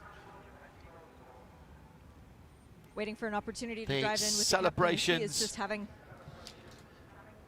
Sorry, Shay, go ahead. That's all right. I'm just waiting my turn as our colleagues at NBC Sports get a quick word with Mr. Penske before we were able to, but quite a weekend for him, and glad to see him here, as a matter of fact, because he had many different options of where to be between Indianapolis or Spa, or indeed here in Monterey, and he chose to come to WeatherTech Raceway Laguna Seca, and he was well rewarded for that. I see Matthew Gemini, and actually no one's paying attention to him, so I'm going to walk over and talk to our race winner really quickly. Matt, second win here. How's it feel? When was the first one? 22. Ah, it's true, yeah, with Matty, yeah, second one. Obviously, yeah, we came short last year. It was close to came short again this year. It looked good until the restart and the last couple of spots, but yeah, Nick kind of wake up and did an awesome job afterwards and put the pressure on, and then, yeah, mistake from the 31, so yeah, awesome day for the team. P1, P3, and for us, finally we get the season going, and we are slowly coming back in the championship. Congrats on a big win. Thank you. Thank you. Thank you, Shane. Let's see if I can find the captain. He's gone back up on the Pratt perch, which I'm going to have to climb up on, and he's congratulating the engineers who were able to get the car into victory lane. So I'm going to go up into the forbidden Penske space and see if I can interrupt really quick. Congratulations, sir, on another win number 100 in sports cars. Big weekend for you. Did you ever think it was going to happen here after the start of this race? Well, I'll tell you, it was, qualifying. We maybe didn't have the speed, but it looked like we had long run speed all day long, and which was good. Great pit stops, great strategy by the guys, and fantastic driving by the guys in the car 6. But for the Porsche program to come here and win is a big deal for me. I won this back in the 60s, if you can believe. Well, and having the Rennsport reunion board still up around the track, Porsche's presence very much felt, so I imagine that makes it even more special. Well, I can tell you, there's a lot of pressure coming from Porsche because they expect us to win, and I think the guys have done. We got a deep bench here. We've been through a lot of stuff this past week, couple of weeks, but hey, we're on the roll. 2 out of 4 wins this year. Good luck racking them up. Not bad. Drama on the very last lap as well. Here's the unofficial results straight away, confirming that it was Porsche Penske Racing in first and third, sandwiching the number 31 Whelen Engineering Cadillac at the end there. The margin of victory just under 6 seconds. And just off the podium, a good drive back by Wayne Taylor Racing in the Acura. The 4 tyres for the Acura in 6th position as well made a big difference. Lauren Heinrich wins with Sebastian Priel for AO Racing in GTD Pro. In GTD, Phil Ellis with the dramatic win for Winward Racing with Russell Ward. And right on the last lap, the car that was leading the Truman Aitken Award, Frederick Schandorf for Inception Racing, ran out of fuel and dropped all the way to the back of the GTD field. Extraordinary stuff. Just one retirement, or one car that didn't make the end. The Conquest Ferrari went behind the wall part way through the race, about 2/3 of the way through the race. Jeremy, some quick unofficial points whilst the celebrations get underway. Yeah, in the GTP, the leaders will remain the number 7 car on 1,357 points unofficially. 50 points ahead now of number 31 car, which with another second place finish out of 4 races will have 13:07. Third position will be the Cadillac 01 that had a really difficult end to this race on 1,269. In the Manufacturer Championship, Cadillac will continue to lead from Porsche, but by only 10 points now, 1450 to 1440. Speaking of Porsche, it's another Porsche victory in GTD left Pro. Wing end plate at the back of the winning Porsche that Nick Tandy wanted to have a look at when he got out of the car. Not sure where that happened, but that looked like the leading edge of that wing. It had a shark bite out of it. Let's head to our winners in GTD Pro. Shea Adam has this CrowdStrike Now paddock report. First win for both Lauren and Sebi. Guys, finally, Rexy, a race winner. You guys were able to do it. Did you ever dream that this would happen, Lauren? I mean, it's a dream come true for sure. Together with Rexy to get the first win in GTD Pro against all these tough competitors. We were really close in Daytona. We were really fast in Sebring. Couldn't get it over the line, but now we made it. And I think we didn't have the fastest car today, but we just excelled on strategy. Seb did an awesome start, kept the nose clean of Rexy, all teeth still in place, and I brought it home. Seb, how nervous were you watching the end of that one? Yeah, I was feeling really sick, I would say. But this guy did an amazing job. The team as well, absolutely awesome. Like Lauren said, the car wasn't the quickest today, but we did the best we could. I'm so proud of this guy. It's great to have our first win. It feels amazing. So, yeah, I'm really happy. You guys nailed it. First of many, hopefully. Good luck. Thank you very much. Well done for them. That will be a very, very happy team indeed. Our BDO No Strategy Award, the number 120 Wright Porsche. They stealthed their way up onto the podium. Before we leave you on international feed, let's take a couple more interviews. He's Gunnar Jeanette, also from AO, part of that program since its inception. This will be a very emotional Gunnar Jeanette with Shea Adam. Gunnar, you've won many of these races yourself, but now doing it as the guy behind the program. You've been with this since the beginning. What does it feel like? What are these emotions? I'm a little bit flabbergasted right now. No, I mean, we knew this was coming, but it's certainly nice to get the first one done and in the bag. And I couldn't be more proud of all of the AO staff that we've put together for this program. Who just put their hearts into this, and for all of the Rexy fans out there, for all of the support, for everything that people have been giving us. I mean, we're just so absolutely grateful, and yeah, we're so excited to just keep building out the AO universe. Rexy, Roxy, Spike, I mean, there's more stuff coming, and hopefully much more of the success. It's a perfect appetizer for Le Mans, isn't it? Yeah. I mean, we're going to hop on a plane and fly over to France to do the test there in a couple hours. We're going to have to see if we can delay our flight, and we might need a couple bottles of champagne for that. Congrats. Yeah, thanks, guys. Thanks. And before we turn ourselves off the TV around the world and head to RS2 for Michelin Post Race Tech, hashtag Michelin Michelin PRT, here's Jeremy Shaw with the class points as they stand.